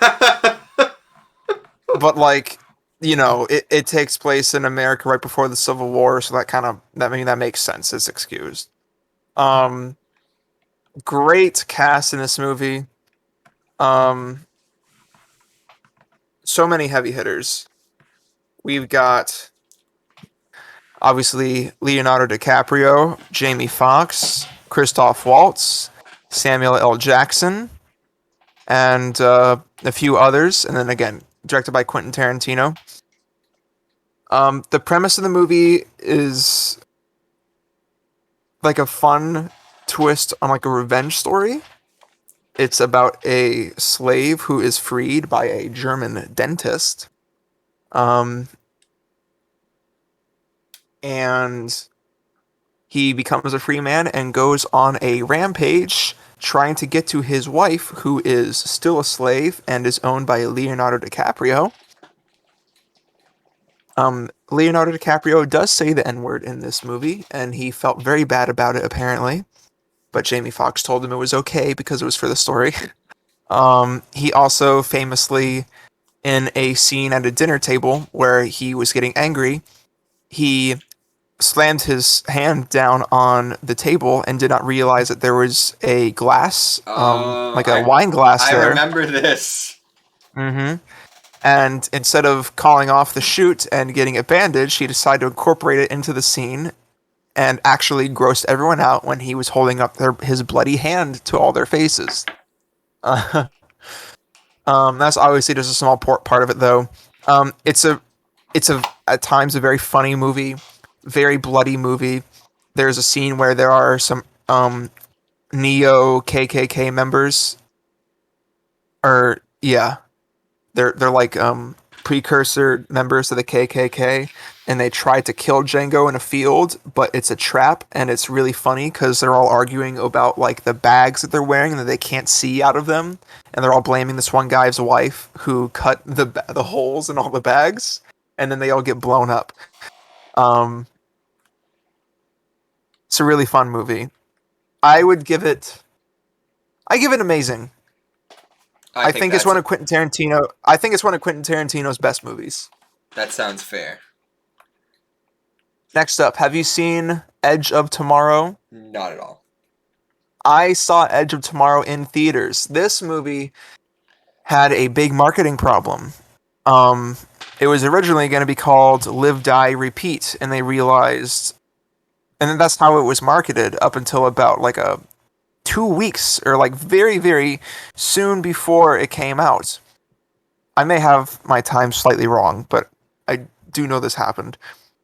It's called Live, Die, Repeat, and they realized that it was being mismarketed because that was very vague and didn't really say anything, and people were confused as to what this movie was actually about.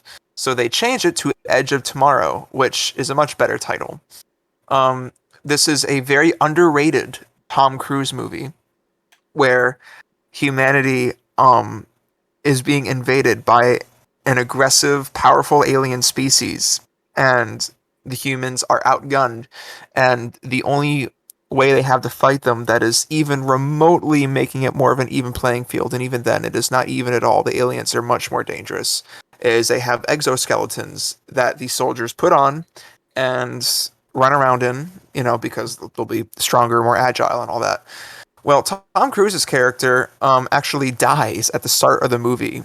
An a big alien, like a alien officer, I guess you could say, um, explodes with him in this thing, and as he is dying, the alien's blood is like mixing into his burned body, and it actually like changes his DNA, and he um, discovers that after he died, he woke up the previous day again and relived it, and then died again and relived it, and it kept happening. And he was stuck in a Groundhog Day type scenario where every time he died, he would go back to like the day before the battle.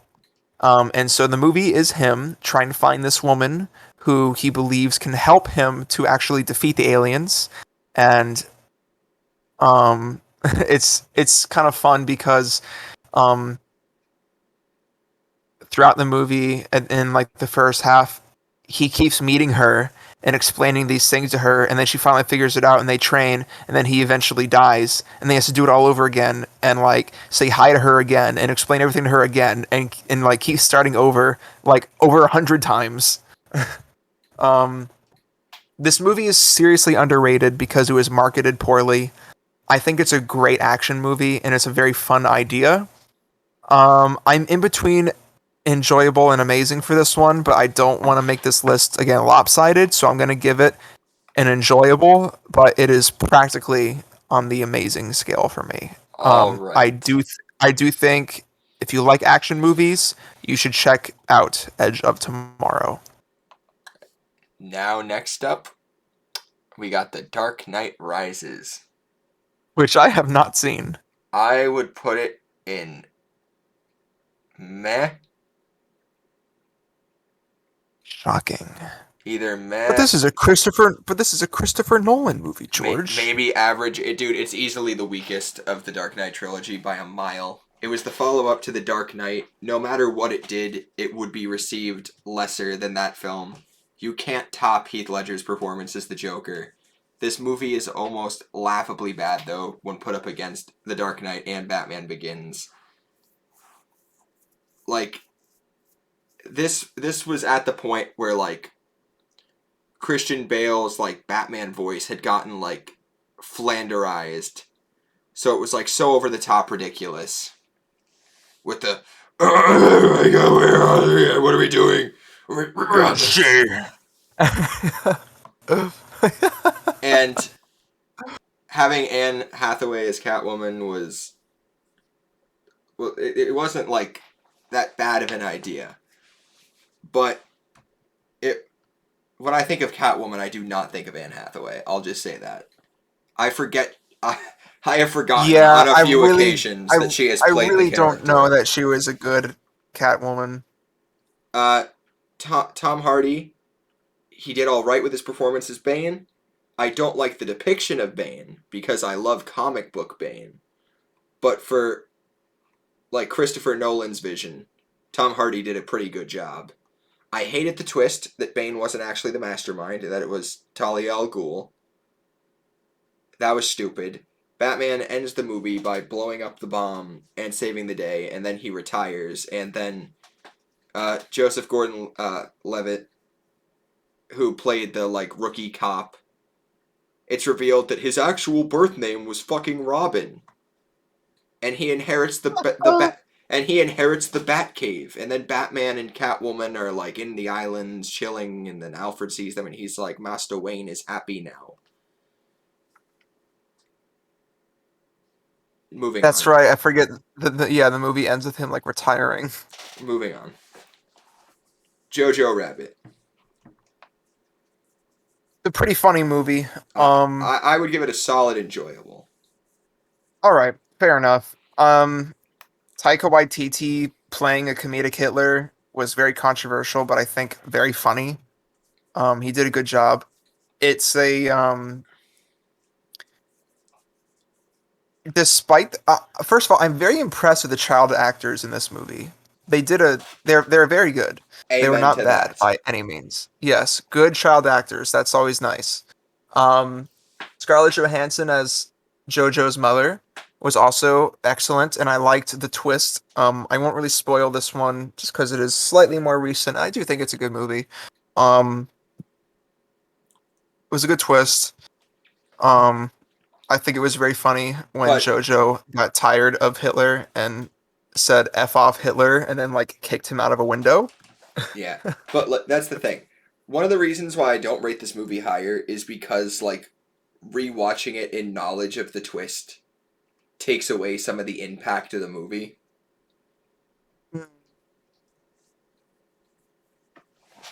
Yeah, for sure.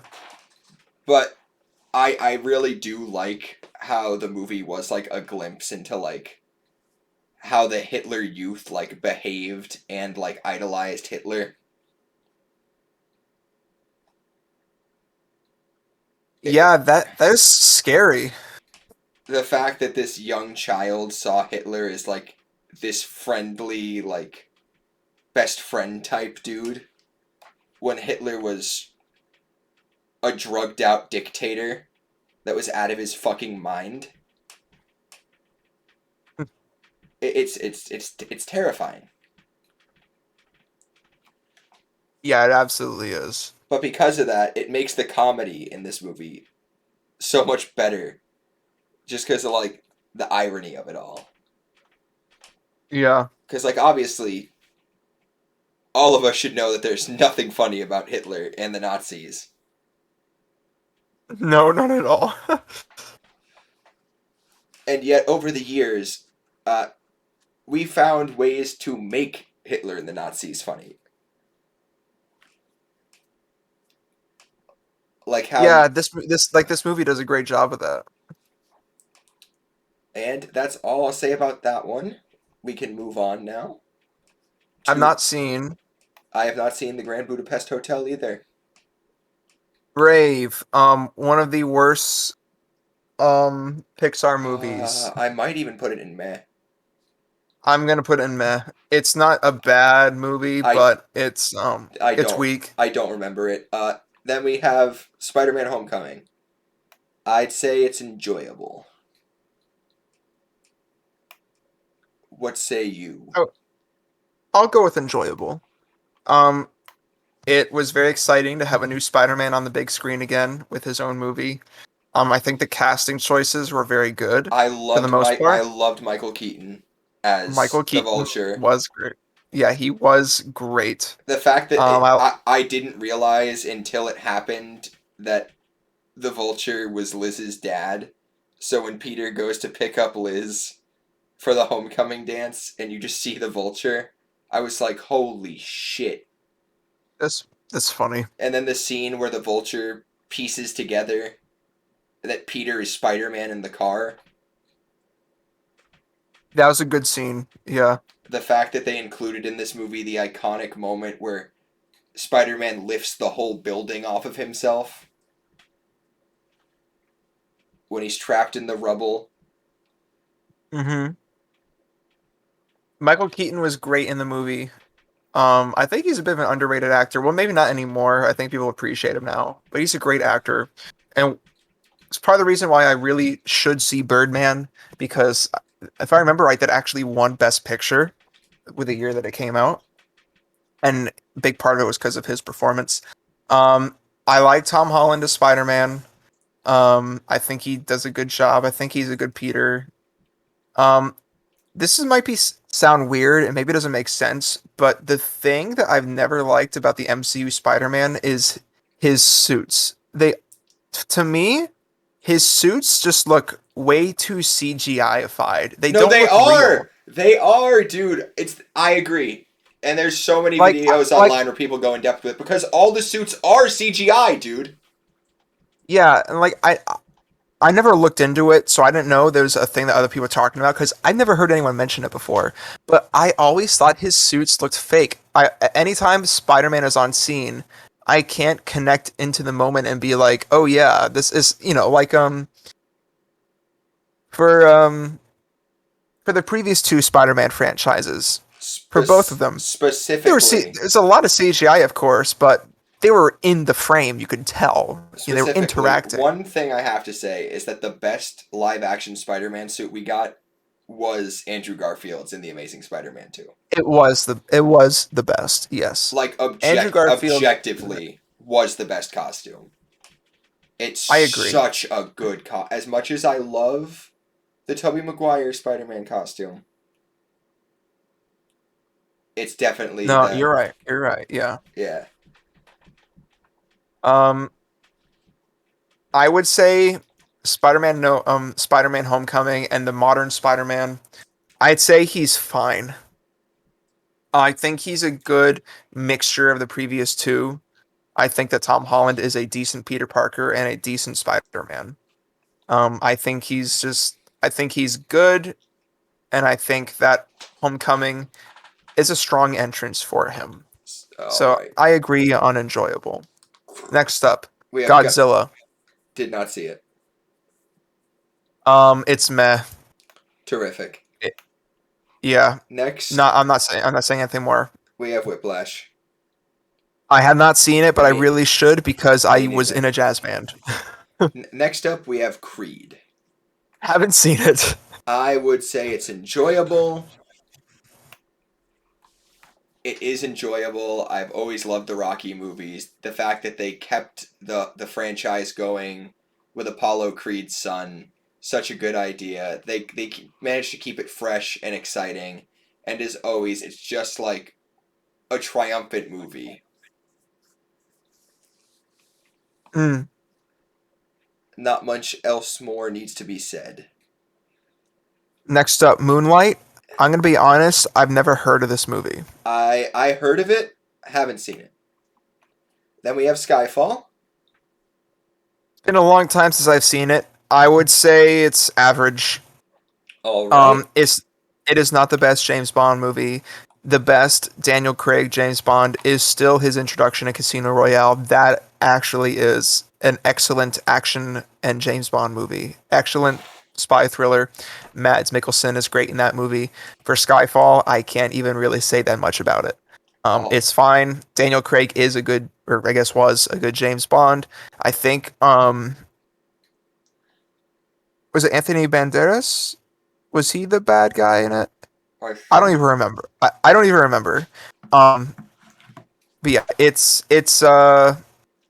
run of the mill. Next up, we have Black Panther. Ooh, what are you gonna rate this one? Ooh boy. I Curious what you're gonna say. I would place it at enjoyable. It's a I agree. I think that in retrospect, I'm sorry, you go first, actually. so I know that there's a lot of people that would not agree with this. Yeah, But here's the thing. I will say again, I love the soundtrack for this movie. Easily one of the best soundtracks in the entire MCU. I mean, Kendrick Lamar. Enough said. yeah, Do not need to go into man's more detail to know that the soundtrack is man's a solid legend. gold. Um, the acting in the movie, phenomenal. I think it's one of the most well acted movies in the MCU. Uh, the costuming, I'll agree the with that. Yeah, the costuming, the set design, and the cinematography, all breathtaking. yeah. Good looking, good sounding movie. But Great looking, actually. to me, what like wears it down, like it would be an amazing, but the plot is not as strong as it could be. Mm. What makes you say that? I mean, it's a pretty straightforward plot. I think. It is a Action, straightforward plot, yeah. I mean, I know there's a whole Killmonger thing. I don't even remember what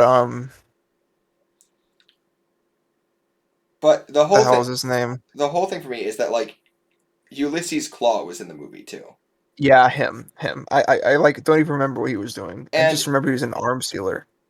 here's the thing: he's like the main like Black Panther villain in the comics. He's like the arch enemy character. Yeah, Of course, it's Killmonger in this movie, and like that makes sense. right. But like, it's the fact that like the plot is bare bones. Like the plot's not bad. There's not plot holes. The dialogue is well written, and of course, I would gladly rewatch the movie. Yeah, me too. Like without a doubt. But I think the movie is a bit of a victim from its own hype. This was like the biggest movie of the year that it came out. It made over $1 billion. It was everywhere. And of course, people were very happy about it because it was one of, if not like the first like major blockbuster movie that was like all black.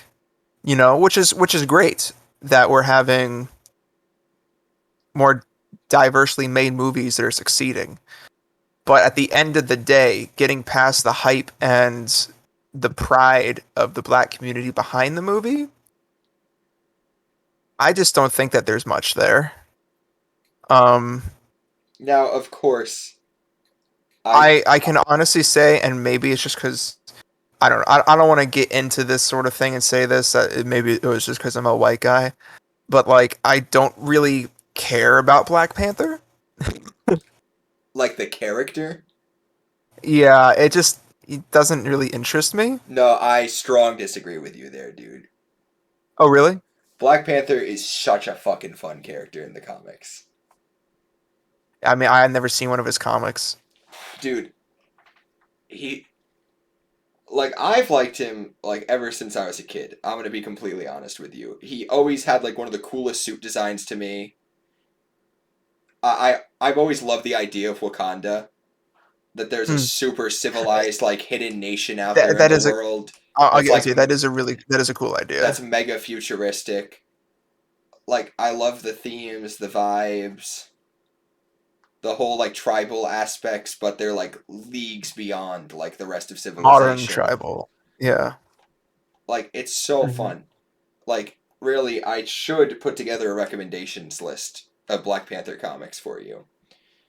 Okay. Now, another thing I want to say is if we were ranking this movie based on the cultural impact it had, It would be higher. it would be in favorites. It There's would probably be like it would be with Infinity War there is as like the most impactful. like there is no denying that this movie was like a turning point, Was a big deal. was a big deal.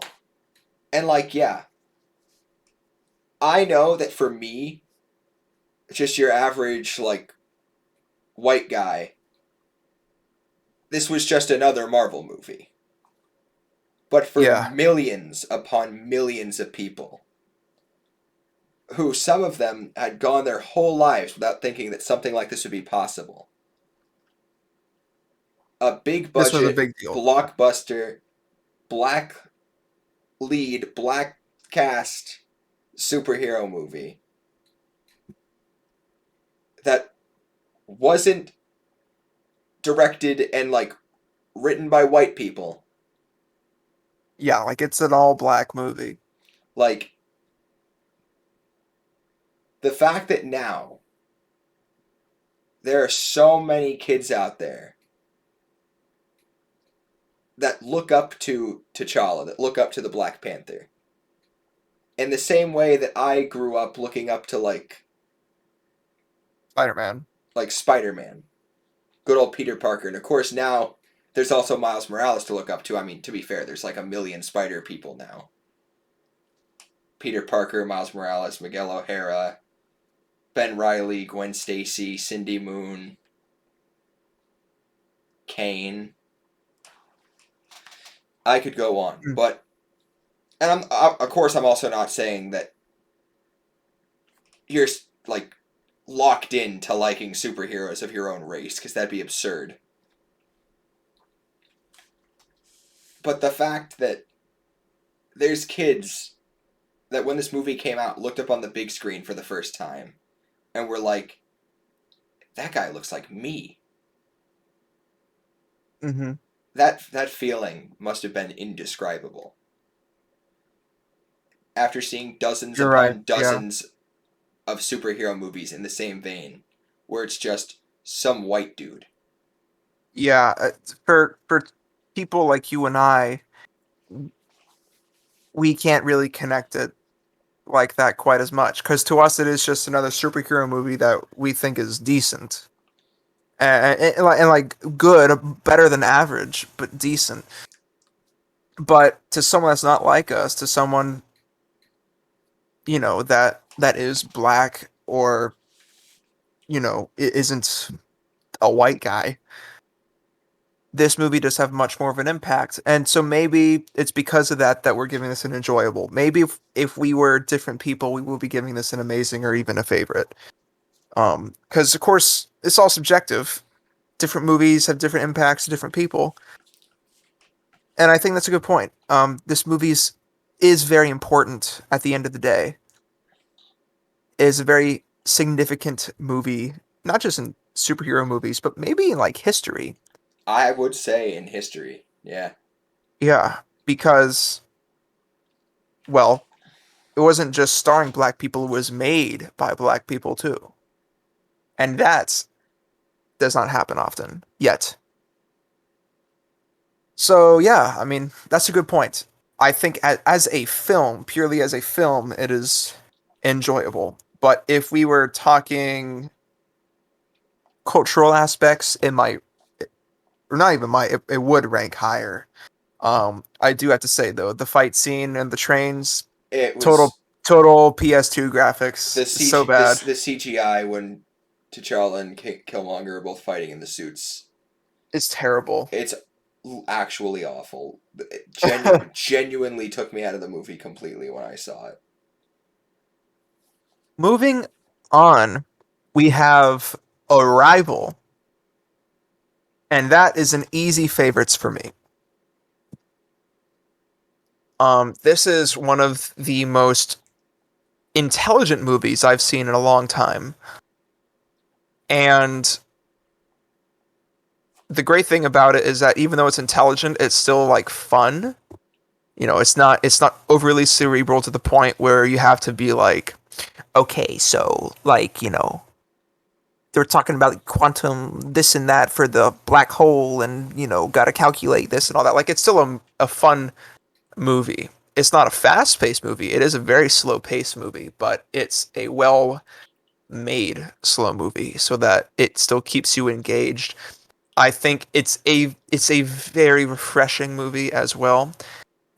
Who's the lead in this? Is it Amy? Not Amy Adams. What was her name? She's in the DCEU. She's Lois Lane. Um, Oh God, I'm looking her up. I'm Rachel looking her up. Adams.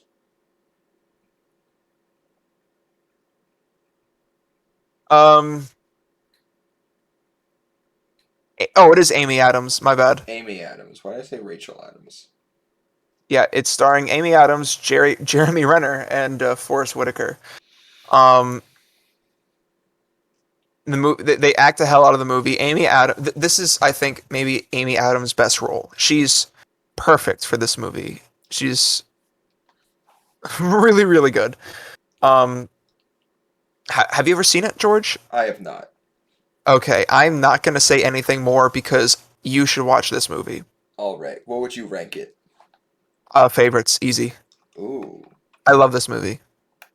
I'll have to check it out. All right. Next up, did you ever see Parasite? I have not seen it, but I know that it got Best Picture, and it was the first foreign film to win so. I haven't either. This is up there, I believe, with The Wolf of Wall Street. That I feel like it has to be in favorites. Yeah, most likely. Haven't. I need to see this movie. Yeah, it's like almost required of us. If we're gonna make videos on YouTube talking about Well, we things just like have to this, we see need more to see movies it. in general. Yeah, that's what I'm realizing. We haven't seen quite a few of these. Next up, At least I haven't. we have Get Out. Did you see it? I did see it. What'd you think? I think it was amazing. Yeah, I would agree.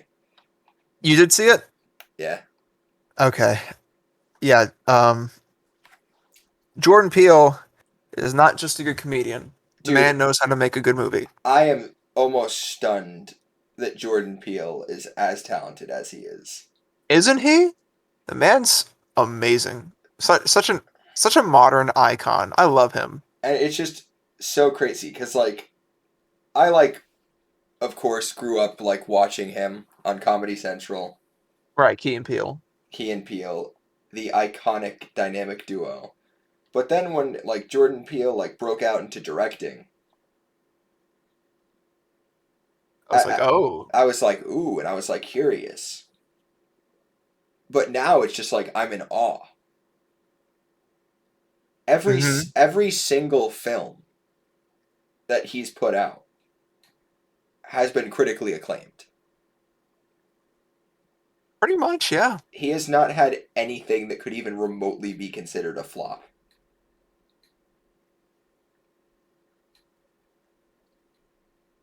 Yeah. We love Jordan Peele. Obviously the movie is great because it is really it's a metaphor for like hidden racism for people hiding those feelings underneath and kind of letting them bubble up and sort of the anxiety that that black people still get in the modern day from this sort of evolution of racism.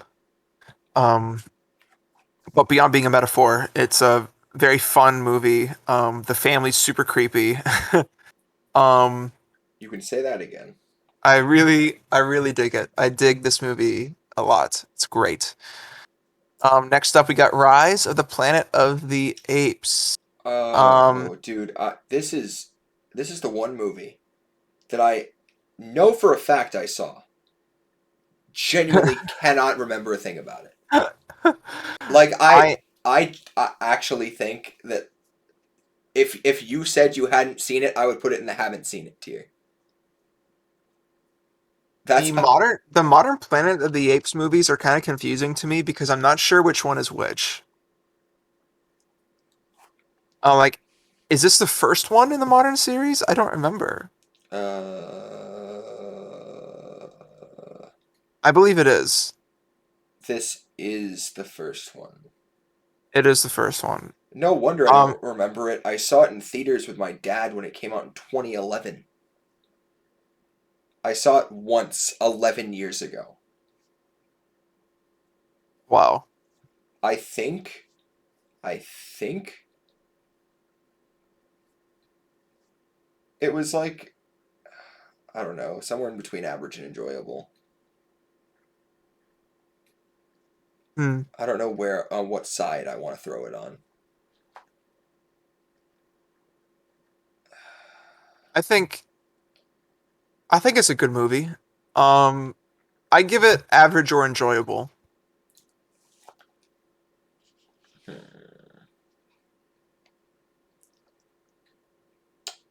I'm gonna say average.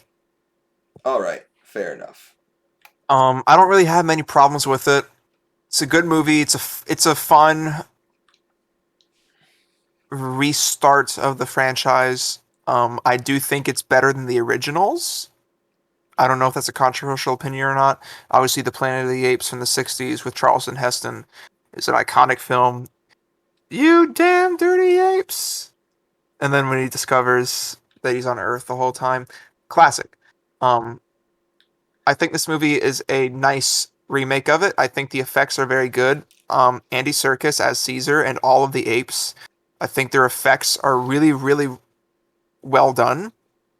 They don't look super CGI-ish. I think they look pretty realistic. I don't know what else to say though, because I don't remember it that well. The series is a bit of a blur to me because I know I've seen multiple of them, but I don't remember which is Same. which. But I remember I liked it, so I'm gonna leave it in average. So now we have Lady Bird.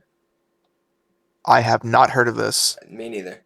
And then lastly, we have The Force Awakens. I've been thinking about it. I'm not sure where to put this one actually. I would say it's enjoyable. Okay, Be- enjoyable it is. because it everything I said about the other two is true. Soundtrack good, cinematography good, visuals good. And it played it safe. And even if it was basically like a plot for plot recreation of A New Hope, I do think that was the right move. it was the safe move to make like a big blockbuster Star Wars movie. Yeah. And that's the list. That completes our tier list of popular 2010s movies. Well, that Uh, was fun. Our we very first tier list, a very we long episode. we have quite a lot of movies to be watching. Yes, we do. We're gonna have to make a list. We're gonna. So this is a long one. God bless you if you made it this far into the video. Yeah, I didn't think it was gonna be this long. I didn't either. I'm not even editing this end part out here. I don't think anyone's even gonna hear it, see it, whatever. But this was fun. I enjoyed doing this with you, Yeah, Simon. yeah. We're definitely gonna have to do more tier lists. We are. Um, Next time we'll do one that is shorter yeah, by yeah, like because this is a way too long. lot. I'm so glad we didn't do that one that I asked you to show me with like 100 movies in it. It would be like 6 hours long. Dude, that one probably had like more like 200 movies on it. We would have been here until like dawn. Oh my God. Well, I think that will be the end of this episode for now. We hope, if you're still listening, again, thank you. We hope you enjoyed. Go ahead and like and subscribe if you enjoyed it. And leave us a comment if you have any ideas for what else you'd like to see. We want to do some more tier list videos. Feel free to give us some ideas.